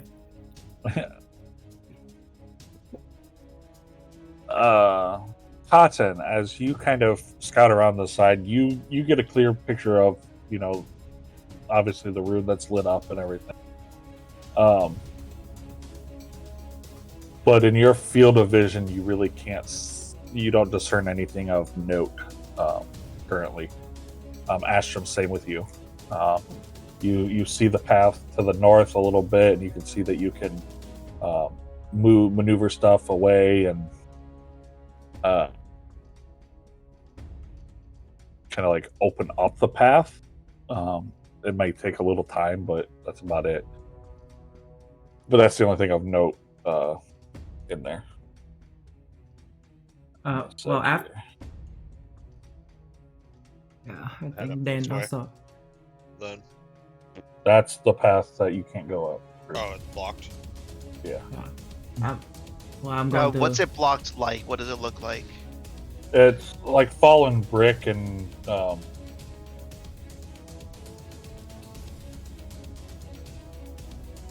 stone and stuff. How high up is the brick? It's about 5 or 6 feet. Like, you can see the roof and you can see that there's an opening allowing air moving through. But it's stacked pretty good, about 5 feet up. So I want to use Mold Earth to create a ramp going up to the tip of it, or at least up high enough that I'm able to grab the tip of the ledge and see if I can pull myself up it. It'll take you to about 30 seconds to fully get a ramp that you can get high enough. Mm-hmm. And as you get up it, you realize that you can't squeeze through it. It's tight enough to the ceiling that you can't fit through the hole. You'd have to pull some of it off. But you can see like the ground and the path that you came in on through it. That stealth check was for the checkpoint that they were just talking about. Yeah. Being in the area, though, you can give me a perception check. I did a perception check Hey. for the room. Didn't I see everything? Yeah. What about dangerous stealth? Do we get to? You were Checking too it. far away for him to hear, but Astrum is close enough that I was right here when he did it, the first one. No, that's for backhand. It wasn't. yeah, but he was way back in the But in the Astrum's hallways. right You here, would have. but- So if he's right here. So before I left, I literally just waited for the party to move in, and then I just left. Yeah. So you would have not heard know. my footfalls. Yeah, you would have leaving. heard him leave. He said, "You guys go on ahead. Let me know when Oh, okay. when you're done." And then he slipped off, so you wouldn't have heard him when he was in the hallway. And you had moved down around that rock when he was in the area that Astrum's in, which Astrum should be up here doing Mold Earth stuff. Very lightly, Astrum. You just hear my foot's on the other side. My Yeah, footsteps. it's kind of faint. You really can't see him, but you definitely hear the Dane's movement nearby, and it sounds like it's coming from in front of you, and then it passes. So Astrum is going to kind of turn to the rest of the group and go, "Hey guys, don't get fully alarmed, but I hear footsteps from the other side. Can I tell if it's like metal footsteps or not?" Yeah, Or- you're in what? Splint? Dane? Currently, yes, I'm in Splint. Yeah. So it's like leather on metal pieces, a heavier, thicker leather boot. But you definitely hear the chinking of some metal plates and the movement of armor. Would it sound similar to the skeletons at this distance, since I'm like faintly hearing it? Oh shit! The metal would be reminiscent of it, yes. It would be more in line with the skeletons that you heard or fought pre the tombs. So Astrum is going to turn to the rest of the group and say, "Hey guys, I think there is something on the other side of this wall here. Like if you were to go around the passage, It's like a metalish leather clanking. It sounds like those old skeletons. And I'm going to preemptively take out my hand, and I'm going to Eldritch Blast as far as I can, straight ahead through the channel there. Okay. Meanwhile, Bunmy choking on the carrot. So before I get to your Eldritch Blast, I'm going to resolve Bunmy's perception. Bunmy, your perception, you basically see the entire room. There's a little bit over where Cotton is that's actually technically blocked for you. You can't see back that far. Mhm. I forgot to put in the dynamic lighting on that rock. But everything, down through here, you see. And other than the runic circle, you don't see of anything of note. It just looks like the kind of mushroom and sporic overlay, thick vines growing all over the place, tree roots, and some big mushroom caps. Nothing of note in the main area. Okay. Cotton, go ahead and give me another perception check for where you are. Perceive.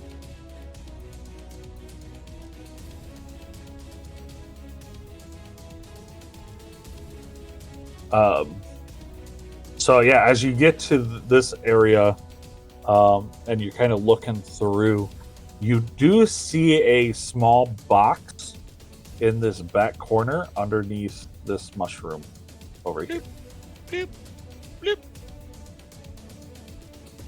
So as you reach down and pick it up, it looks like it's only just a little bit, and it kind of jingles. And as you look inside, there are 25 silver pieces and 3 gold pieces. His big booty.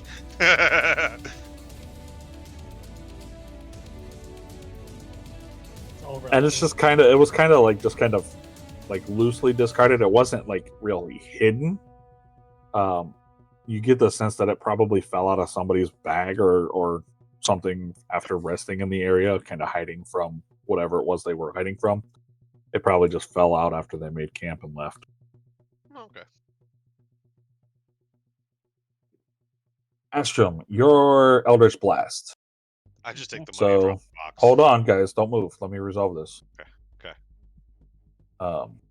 So you're kind of up in that space, and you Eldritch Blast as it comes through here. It just streaks through, and then it hits this back wall and vaporizes. As it passes through, it kind of lights up the hallway and whatnot, and you can kind of see the tracks that you guys all have made as you've come and gone, both directions. But it doesn't reveal any figures in the area. All right. It does. It just passes through, kind of lightens up and everything. You can give me another perception check to see if you can hear any more. So as you listen for a moment after your Eldritch Blast and everything, you strain your ears against, the group kind of shuffling around and the rocks on you. All you hear now is the whooshing of the river to your east. All right. Whatever it was, guess it went away. I'm gonna kind of walk back to the rest of the group and go, looks like our group's a member short. Where's Dane and where's Cotton? Dane's probably in the next fight already. I'm one to Oh. talk. Cotton just Checking walk. north first. I can see Cotton from where I'm at, right? Now that he walked past this rock. Yeah, I can see him. Okay, well, Cotton is just the end of this area right here. He's ahead of us. And I think Dan said he just walked back to the entranceway. I think. Yeah, I'm gonna check north and then I'm gonna check east. See if I see anything on this crossroad that will draw my attention. From what you can see, there's nothing of note. but you can see that it kind of wraps around the rock and continues on both sides. I'm assuming, just based on the map, the southern eastern part is a little bit easier for me to navigate through rather than having to squeeze It in. is, yeah, it is bigger. The northbound side, while you can fit through it, would be a tight squeeze. Okay, so yeah, I'll take that part, and I'll resume moving again. Yeah.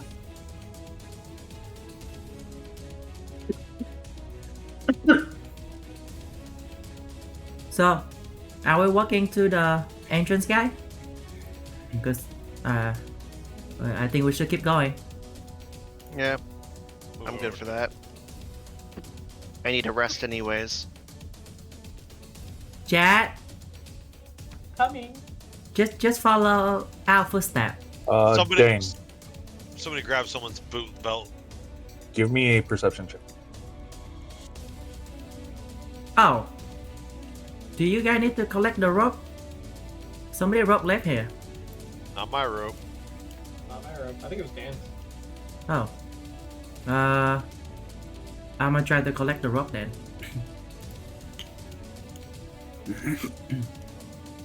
You'd have to unfasten it from You the other see what side. you see.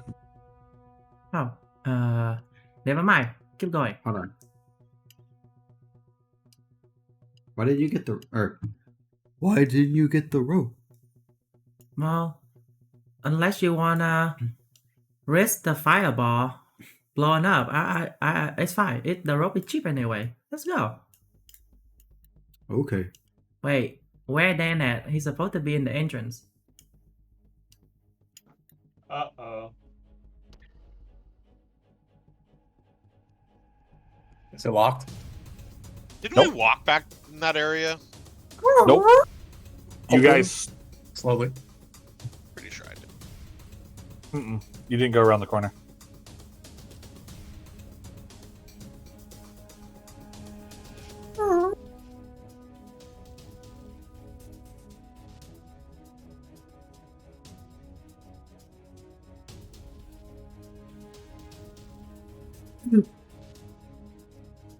Well, As Dane attempts to solo a Bakarma, a purple worm. I guess we'll just have to close him in. Wait, are we closing the cave?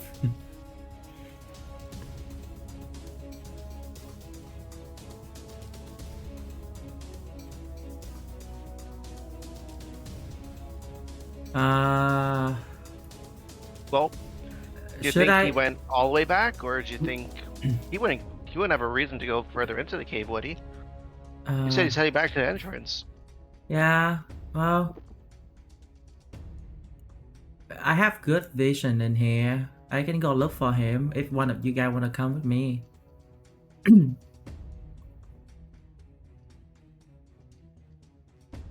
No? I'll wait here. Sure, I'll pop a couple more traps with you. Okay. Oh. Look like Cotton going too, I guess. Alright. I guess we're I'm gonna walking take back the then. same path and start heading back. So Okay.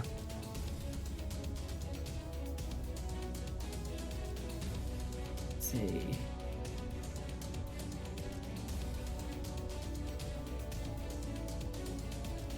My god, hey babe.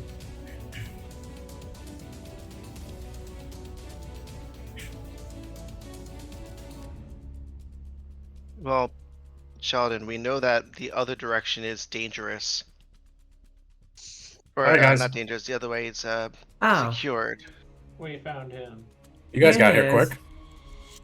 yeah. I mean, I was leading the way. I didn't know you. We're all waiting for you at the entrance. So I found a couple of healing potions and a mysterious vial of goo. What? Mysterious vial of goo, and I'll hand it over to you, and I'll hold up the 2 healing potions. They look exactly the same, I'm assuming, Zeph, as the one that I Yeah. got standard issue. Yep. So I mean, okay. And 2 more healing they're, potions. they're clearly identified as healing potions. You recognize them from what you have before. You hand me the goo? I don't know what it is. holding it. I Give me an don't have. Arcana check. I don't. Oh, Arcana because I don't have proficiency in alchemy. 21. You successfully identify it as a potion of invisibility. Oh. Oh.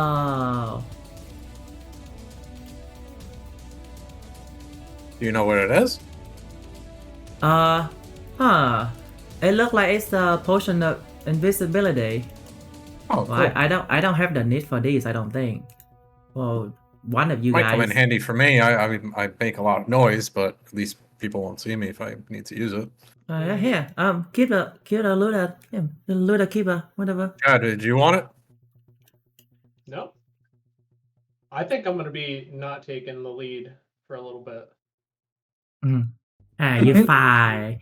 I give it back to you then. Seth, I'm gonna roll this, so you let me know if I need it to or not. What? Deception check. On. I didn't tell him everything I found. You didn't lie about it either. Okay, well, I think the other two waiting for us. Like, head out, guys. Zeph, is there Mhm. anything that like since we've been at the wall for 3 months, is there anything that we found like an insignia or something of the wall that people would know, or like the crest of Baron, or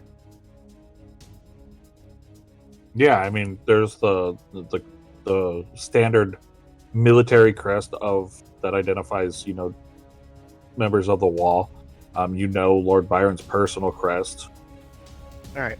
So Astrum, while everyone else was out and we were kind of sitting at the entrance, so Astrum kind of, as they're over there, Astrum kind of turned to Sheldon. Is like, all right, well, we know the direction we just came and fought the bears from is kind of secured. We know nothing's to the north of us, so the only way that we have to worry about for stuff coming to us is the direction that our party went. So just in case someone doubled around, I just kind of held up my hand and created an illusionary wall that's going to block off the narrowing of the passage that the party went through. But there's going to be the crest of the militia from the wall on it. So this way they can identify that it's like it's something that I put up there to block the way. Okay. And I want the crest to kind of like ripple a little bit. This way it kind of gives them an illusion that, oh, it might be an illusion. So that's what I'm hoping for. Oh, you guys coming? I'm waiting for a chat to go. I Oh, go. what about you two? You're not going? We're coming. I just gotta take a whiz. Okay. And Cotton, I'll very slyly just open up the bag that I found of the gold, and I'll throw half to you. This is for scouting earlier, and this was part of the treasure that we found over here in the northeast. This was on that letter. So I'll give you you 100 gold.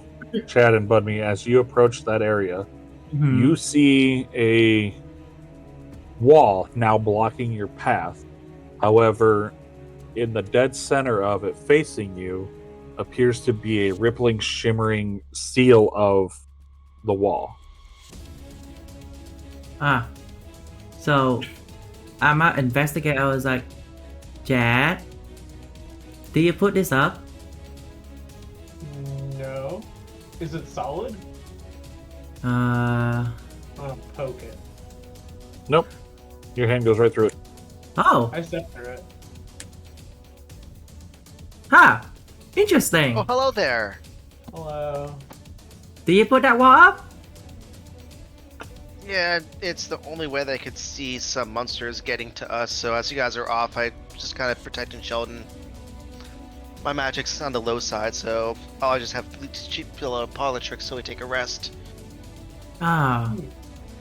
Cool. Well, the other two heading back. They I guess, then found some potion. They're peeing together. Yeah. Like. Really. Soul fighting over there.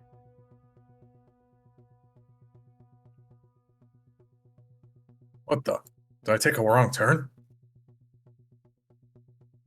Same thing. It appears to be a solid wall in front of you with a shimmering symbol of the wall kind of rippling through it. This wasn't here before.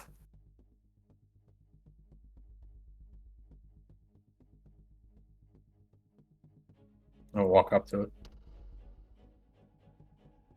Can Do a perception check. Well, versus a 13.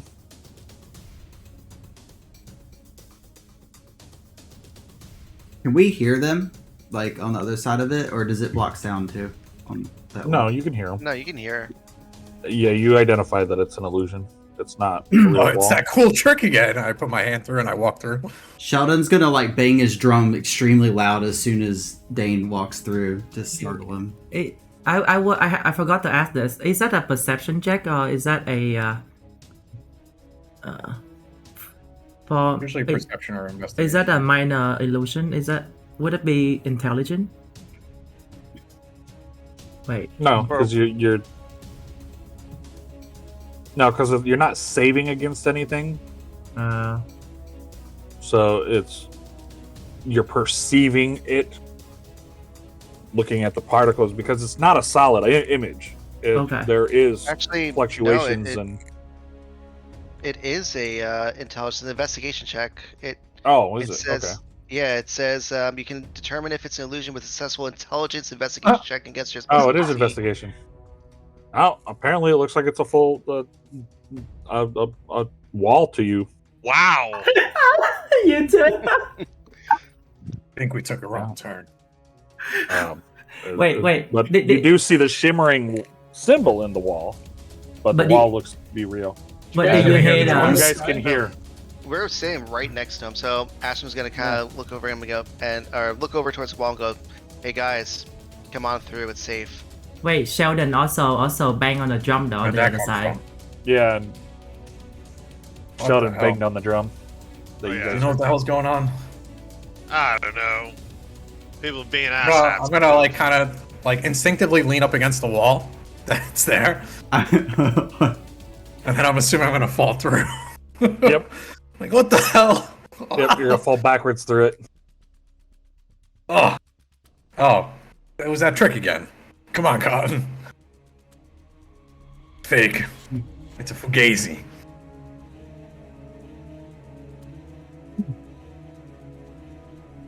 So, we are here. What are we doing now? Well, we have some time until Horace said they'll arrive. Should be here in the morning. I think the safest part of this cave is to the north, where we can actually step around the rune. Think we set up camp in that corner? Tend to our wounds, rest, have a little snack. Was there any leftovers from the bears? Did anyone pull any meat off? The bear Well- disappeared into air. What were you saying, Cotton? Can't remember, but didn't this tunnel lead right into a place to rest? No. No. Well, I mentioned to you earlier that I think the north part is a good spot to rest. I think that's what you're referring to. Or You're talking about the rune circle that we saw when we first came in the... Yeah, the one that I tripped on. Okay. Well. Oh, look at you. Jack, go ahead with the rune again. This one's already on. Huh. Or, we know I what found out that you can just walk around it. Yeah. Wait, what rune is this? This is the vines one. The strength check vine one. Yeah. I think we set up camp back here. I bet I can jump over this one too. Go Oh, for it. Try it. Doesn't really hurt. Jack, hurts a little try bit. it. Eh. You land here. Give me a strength save.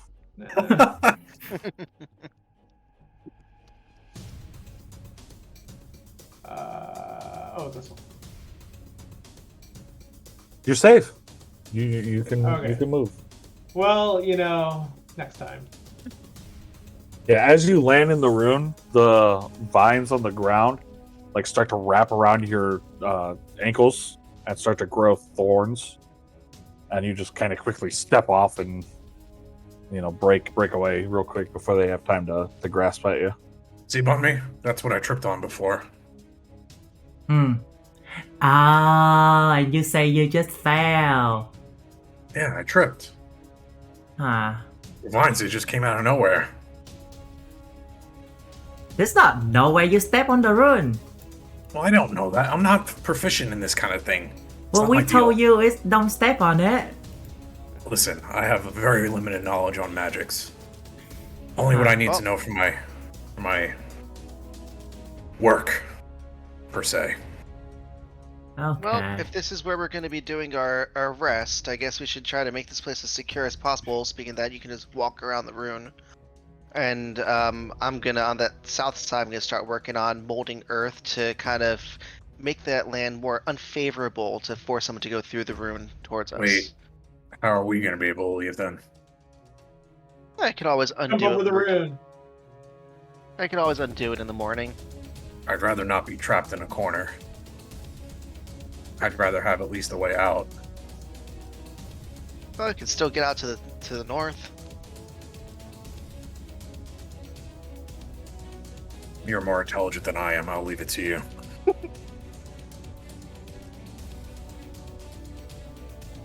I think. You might be more intelligent. Who knows? It's fantastic. So yeah, Well- so you Well, I how about am this? dumb. I need room to work, so how about I stay in front of the rune and I'll keep guard, at least for 4 hours until I need to rest. Take first watch. Well, I'm not sleepy right now.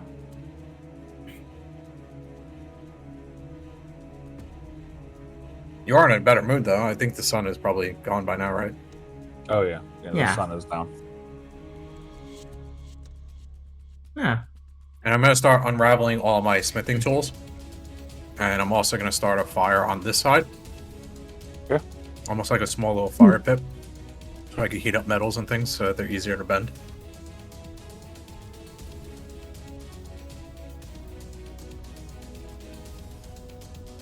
And as I'm preparing, in that fire, I'm going to put on the pot and put some more of the carrots in there and empty out the rest of my water skin into it. And start Uh-huh. the next set of carrot soup, whatever I had left over from the bundle. So I'm going to remove the carrot bundle. Sorry, no more Okay. carrots. I will sit closest to him as much as possible. That within the side of the rune, I think I get this area. And Zeph, mechanically, I'm going to start working on the armor. See how long that Okay. takes. Then I'll work on maybe, I think, who was it that also, Astrom's rapier? Because Cotton got a new one. And I think that's probably all I'll have time for. Yeah, it'll take you about 2 hours to fully do the armor, to kind of patchwork it and kind of clean it up and get it secure that fitted and molded that you could actually wear it and fit into it. And then the next hour, you would spend repairing Astrom's rapier. Yeah, thanks for hammering those dents out while we're resting. That's great. Ding, ding, ding. It's white noise. Yeah. And then you have an hour free before you. So within that hour, I'm going to doff my current armor and don my new armor. And I'm going to show Bun me. And I think we have a Well- handout for it Nice threats, bro. of how my new armor looks. Oh, New armor. ah, Yeah, so this is Dane in his new plate armor set. wow. Well, that's cool and all. But can I get the carrot soup? Yeah, within the first hour of working on the armor, I would douse the fire and let it cool down a little bit. Still a little hot, but go for it. Wait, we've been fighting skeletons. What's that blood on your sword from? It's from Well, my no. ankle. From the bear, right? Give me a nature. Oh, right, yeah. So honestly. Not a nature check.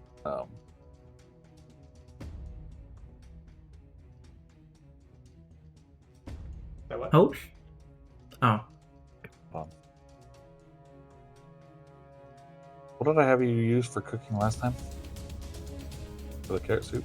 Was I think it we just did performance? a straight D20, Oh, that's right. Yeah. like we Give me a did D20 roll on in that. other campaign. Look at that. The It's fishing. phenomenal. Like Dane was even able to find a couple of the I was adding the fresher mushrooms. mushrooms. He added he ground up a couple of the mushrooms to make like a seasoning. He found a couple of real small rocks and was able to grind them into like salt and get a little salt in there. Some like powdered spices that he had in his bag. This thing Sea salt. tastes like the best carrot soup you've had yet. Ah. Just This my like mom used to clearly make. brings you back to memories of like home and your family and everything of your village. This is And I'll amazing. pass them out to everyone, whoever wants something warm while we're in this damp ass cave. Ah, thank you so much. Do you like my armor? I tried to incorporate the furs from my other armor. Yes, I look with it. Yeah. Do you want me to try and make you some heavier armor? Me? I don't know if you're strong enough to walk around in it, but I could start working on it, and if you become strong enough. Actually, Zeph, am I able to try and create some splint medium armor rather than a full set of using my current armor and the leftovers from the skeleton armor, whatever's left over, for Bun Me to have an upgrade? I should Yeah, I mean, yeah, you can tailor your splint to fit him. I don't just want need to. to- I don't want it to have the heavy part of it. So I think Bun Me doesn't have the strength requirement for full heavy armor. He doesn't have strength of 13. So I want to let's keep it in the take a look medium here. class. So I want to remove some of the plates and just leave some of it on. That one. So currently I have chainmail. That one. Oh no, sorry, splint mail.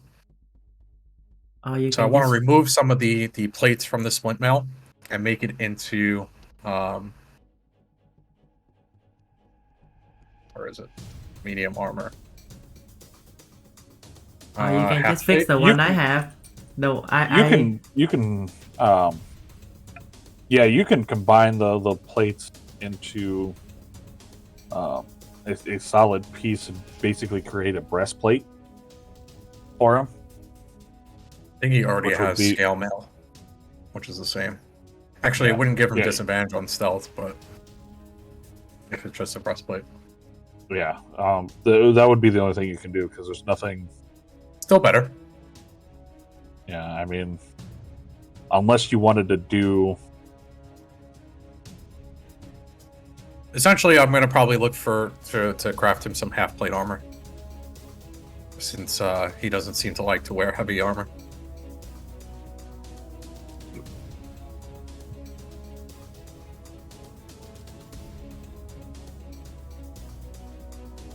Okay. Weren't there some ingots that you found as well? Was there ingots in there?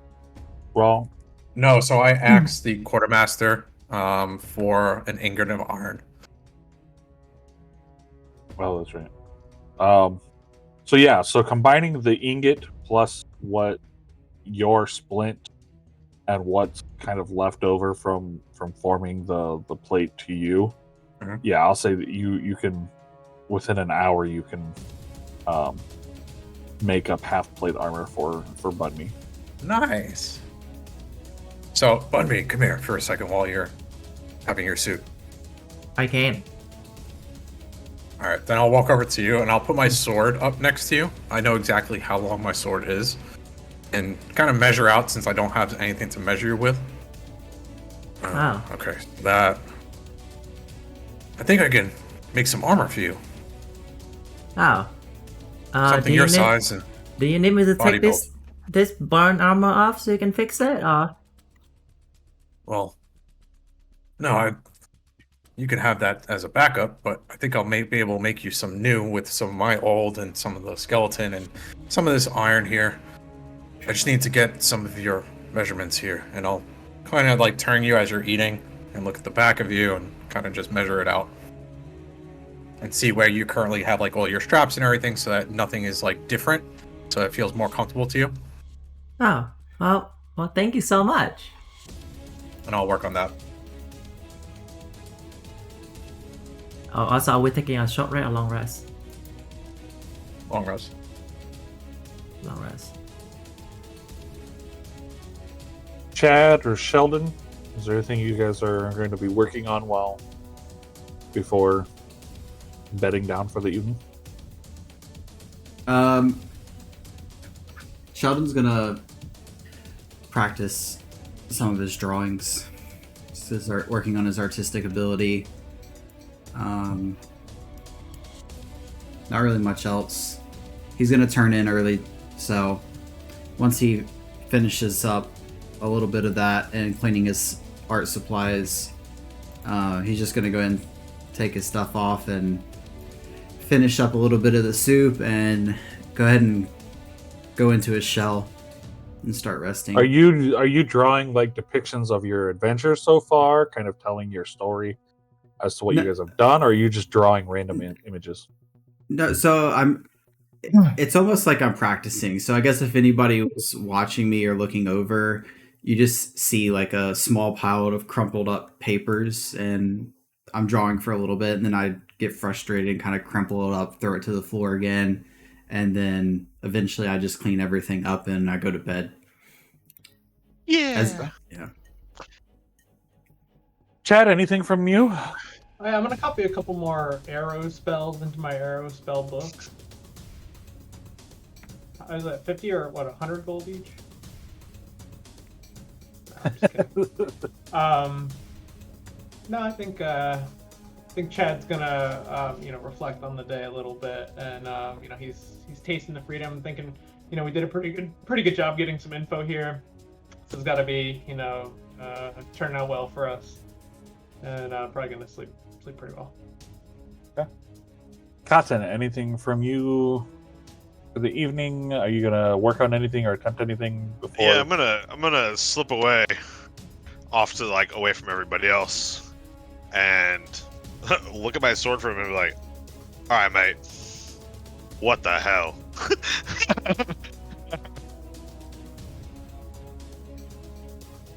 So, as you look over your sword, you see on one of the bladed sides that it has a very shiny, silvery reflection, depicting the silvered edge on it. As you get to the hilt, it's your standard cross brace, but then it filigrees out into this spider web of silver and gold filigree that covers the fist pommel, and then there's a kind of like a ruby gem at the very bottom of the hilt that all this filigree kind of goes into. So it's kind of reminds you of a partially cutlass, but the blade is thinner than a cutlass. It's a rapier blade, but the hand is like a cutlass. Yeah. And It's got a basket you hill.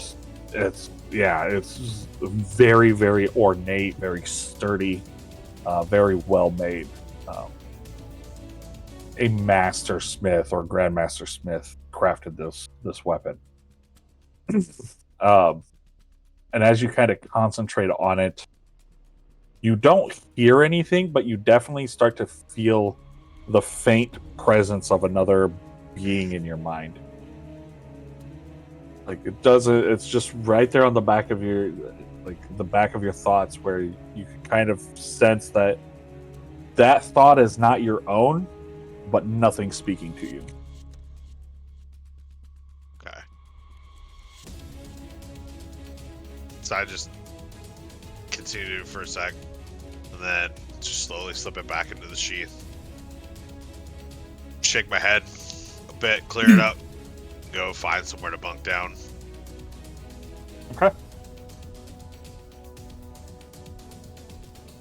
I don't have any spells to memorize or any weird shit, so.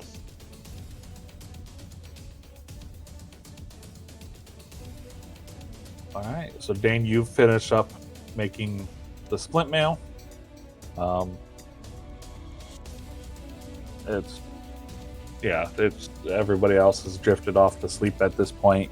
You're on the verge of needing your trance and your time to recharge and rest. But at this point, everybody else has bedded down for the evening. I didn't know what season I was choosing, so that's why I rolled you. Because I don't know how I'm feeling. I have a lot of mixed emotions currently of what's going on. So moody. You're so moody. I'm very moody. So, Zeph, I rolled you a number, and it was based on my character sheet. Yep. Just let me know once we're done with the full long rest.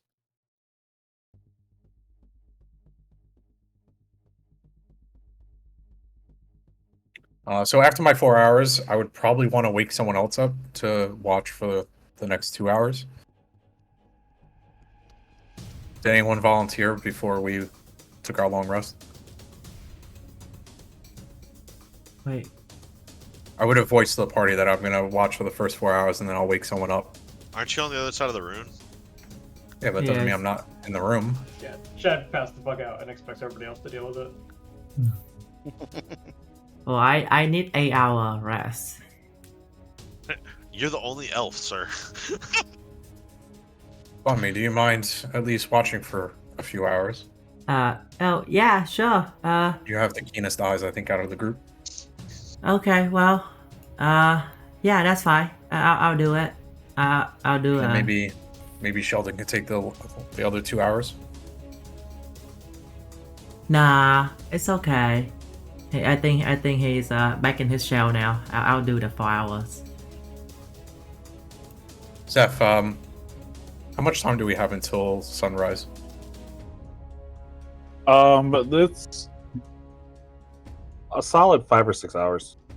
Like you're pretty much right at the midnight mark. I'll be in that, so. Oh, okay. Sorry, how much time? About 6 hours. For after my 4 hours? After your 4 hours, it'll be about 3. Because I want Bun. So Because you'll I don't enter know, your trance just before midnight. Yeah, so Bunny will be able to stay up 4 hours and still get a long rest. Like, I wanted No. to at least have watch for the entire time that we're in here until sunrise. Nope. If Bunmy is the only one else taking watch, there will be a 2-hour window where watch won't happen.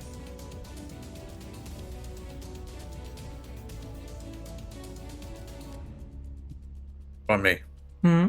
just make sure you wake someone up before you go to bed for 2 hours, and then I'll wake up and I'll come out of my trance and I'll watch the rest of the time. I don't want our stuff getting stolen. Okay. And I'll let you have the rest of the leftover carrot soup. Well, I'll be munching on that. Taking watch. I'll give him the leftovers from the carrot soup, whatever was left over. Yeah. All right, so I'm taking first 4 hours, and then Bunmi will take the next 2, and then Bunmi, you choose the next person to wake up if they want to wake up. Since no one's volunteering. I'm asleep in my shell. It doesn't matter, right? Because it's need 8 hours for long rest, right? It's 8 hours for a long rest, but it's Yes. 12 hours. You have to until get sunrise. 6 hours of sleep. If you're not an elf and are Okay. going into a trance, you require 6 hours of sleep, which means you can Okay. take a 2-hour watch and still get your full rest. Oh, okay. But if not, it's gonna be a so- short rest for me. It'll be a long If rest. you want to for- do a short rest, then you can stay up the rest of the time, and you'll get the benefits of the short rest and not have to sleep. Okay. but you But can you get haven't exhaustion. slept. Come dawn, you'll have been up for a full 24 hours, and you'll incur a level of exhaustion. Okay. Well, yeah. Just wake me up. I'll do it. I turn around and just fall back asleep again. Thanks, Astro. Okay. So yeah, so you You'll- guys Gonna wrap Do I have up to roll dinner. anything for taking watch? I'll get there when it's your Oh, watch. okay. So Dane starts to get to work on making his armor. He's gotten Bunmi's measurements. He's repairing Astrom's rapier. The first 4 hours go pretty smoothly, and he's just kind of clinking away and clinking away. Finally, he gets up and he kind of just sets your guys' stuff near you, lays your stuff in, and then he goes back to his little campfire and begins his trance for the evening.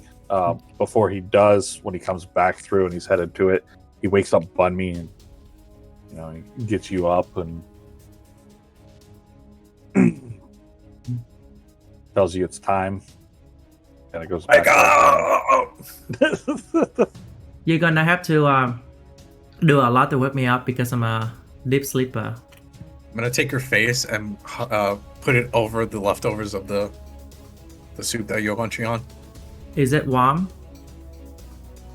It's still a little warm, yeah.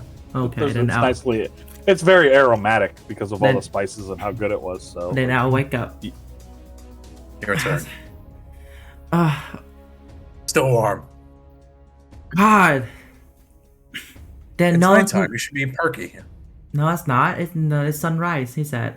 It's No, past it's midnight. not yet. Oh. Sun hasn't Not come yet. up yet. 2 a.m. At this point, you're at like 1 a.m. Oh, okay. It's time already. Okay. Yeah, sorry. It's fine. I'll keep watch. And then Yeah, do you want to put switch places? I'll sit in this corner and start my trance. Okay. Try not to draw my attention unless you need to. And so Dane doesn't do a trance like Indian style or something that you would think. He kind of just puts his back against the wall, holds his sword up, and just closes his eyes.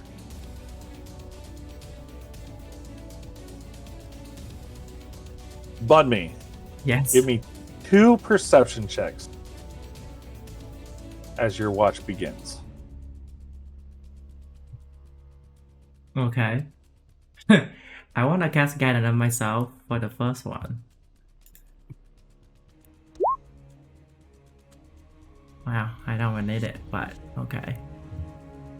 Wait, I can spam guidance, right? Yeah. Yeah, you myself? can do it for the next Okay. one. Yeah. I'm gonna use it. 14 plus 1d4. 15. So 15.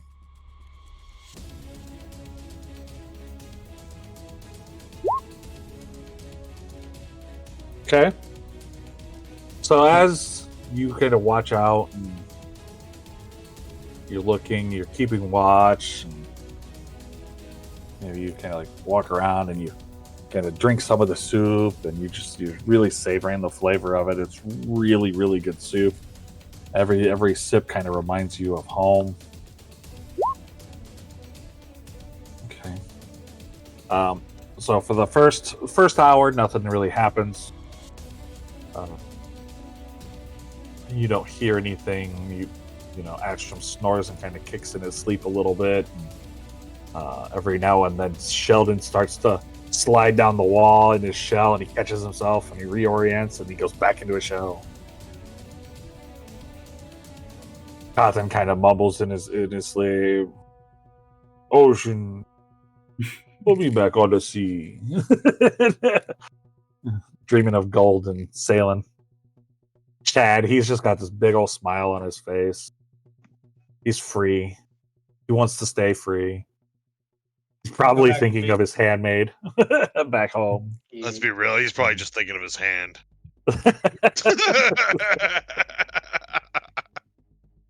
It is the best hand. For the second hour, nothing still happened. It's very quiet. It's still throughout. But you are coming up on the end of your second hour, and now it is time for you to wake up. Who is going to relieve you? Okay, well, if it's time, I'm gonna go over to.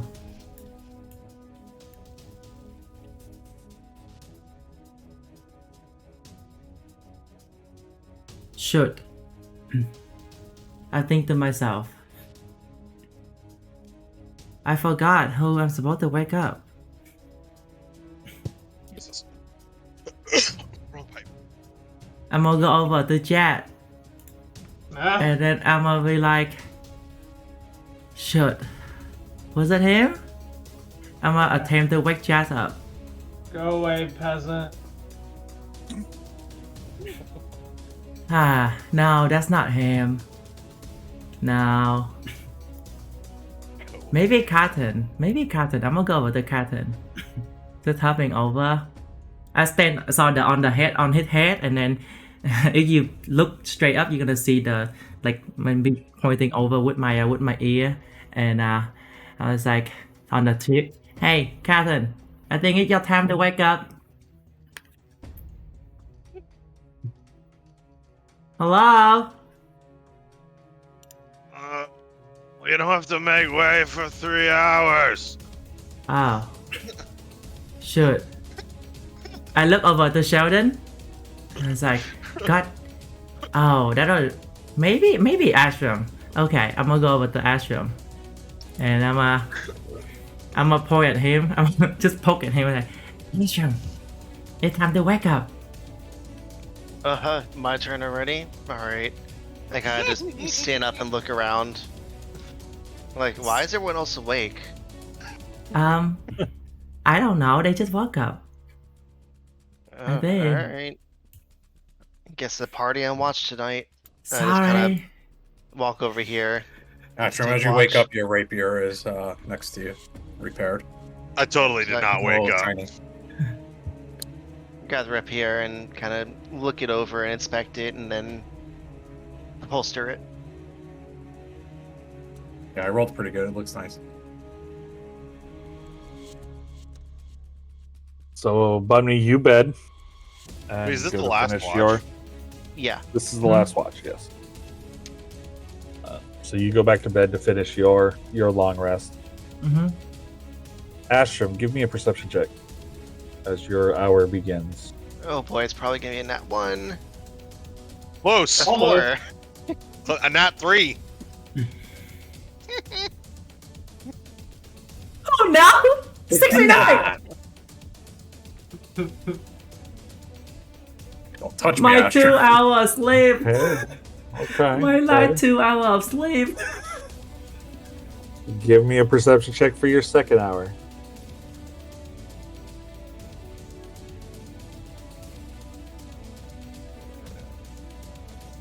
Oh my god!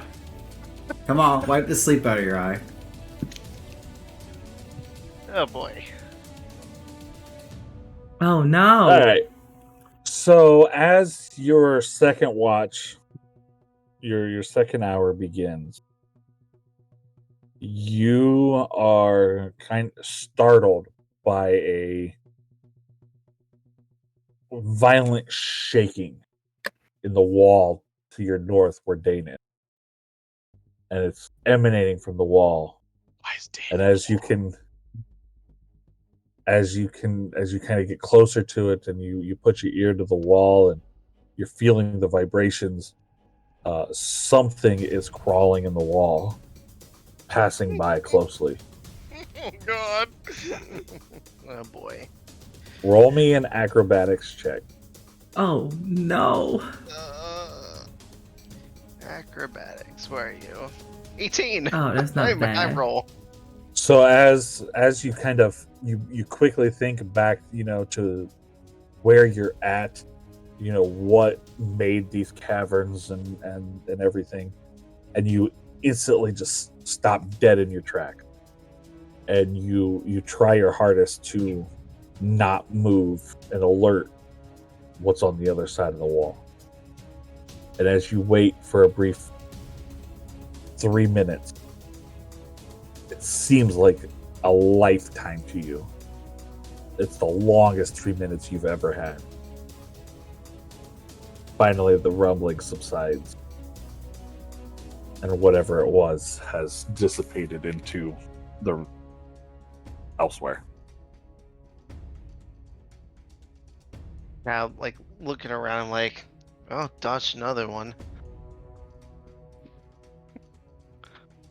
And as your second hour comes, it rolls on about 5 a.m. and everybody begins to stir, successfully having the effects of a long rest. And that's where we're going to end it for the night.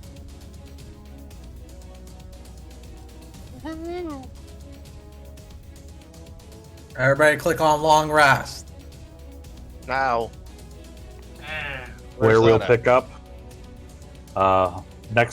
next week.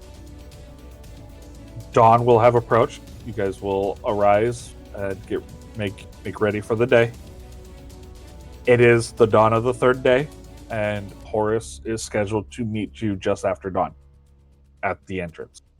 So you don't have far to go to meet up with Horus and the scouts. Mhm. But great job today, everybody. Congratulations on scouring the caves and finding the loot I hid for you. I was worried there because when you guys were going through the first time, you guys poked your heads up. I almost went in there too. I looked. You almost did, Thing. and you guys went into the entryway, but you never made it around the corners to see where the to get a glimpse of where the treasure chest was. And I was so ready to. I was like, "Oh, come on, they're good," because you'd be able to use the invisibility potion or other things for the skeletons deeper in the tomb. I was like, "There's plenty of stuff for you," and then you guys just go, "Oh no, we're just gonna keep going and just streamline this to the exit." And I'm like, "Well, there's always on their way out. There's always on their way out." So I wondered if you guys are actually gonna get to see the rest of the caverns, see what else was planned. So I am happy to see that. So at least one of you, unbeknownstly, triggered a trap. Thank you for that. Welcome. Anytime. You're welcome. I'm here for you, bud. I got you. I was fully Two of them. expecting Two- everybody there to was two traps that went on. step in and just do Kaboom. perception check. And then you never did a perception check. You were never like, I'm going to be looking around. And then you just walked right over it. And I'm like, no, stop. Don't move. Well- Since we're not going to go back to the north, was there something up there too that would have eaten me? Nope. Actually, the only thing up there in that area was that treasure chest. We were so Well- close. I went and checked the video from last week too, and it was literally like we were about to fucking go in there. Yeah, you were literally like 2 or 3 squares away from being able to get that perception check off. Yeah. Like I was I was like, no, I so close, swear. I swear we did. almost had you roll it anyways because of the angle you were at. I was like, nah, you technically can't see it. It's out of his vision ring. But if he goes like 2 more squares, he's got it. And then he went back around, and I was like, ah, shit. Did anybody in the group trigger the fireball rune? In your other campaign, Zeph? Oh, the live campaign. Yeah. No, actually, that group, they built their characters very, very smartly, and covered their bases as far as like they you mean spread like they're out veteran on their D&D skills. Well, yeah, they are veteran D&D players. Yeah, Everybody's been playing at least 2 years at this point, and yeah. We're and not. so We're and they noobs. kind of they collabed with each other too about like what they were playing as far as like classes and everything. So they kind of worked together a little bit to kind of spread out their knowledges. And so they have a couple of people that are really, really good at perception checks. And so as they were navigating through the caves, they were able to see most of the traps. And the ones that they didn't trigger, the cavern system that I built for them, because I don't have the digital maps to show them, because I don't have a laptop. So we have actual map books. So I found a cave system in the map books that I used as a supplement. And it wraps around kind of similarly to how the center does here. And before triggering a trap, the guy who can see the traps came around the corner and alerted the rest of them to go, you may want to go around because there's a trap here. But yeah, so they were actually able to see the traps and nobody actually triggered it. But Hey, the two rune is the one that I do perception on, and then the rune but that you guys Jack did step on. better looking for loot through the tombs and the caverns than they did. You came out with a lot more stuff up to this point than they have. I'm still convinced that fireball cancels out fireball. So Try that. One boom Try big, that other next boom time. go, no boom, right? it's I was saying you it's haven't exited the cavern, and I'm not telling you what that fireball is, so you're more than welcome to try. it's a Uno skip card. Awesome session, Zeph. Thank you. All these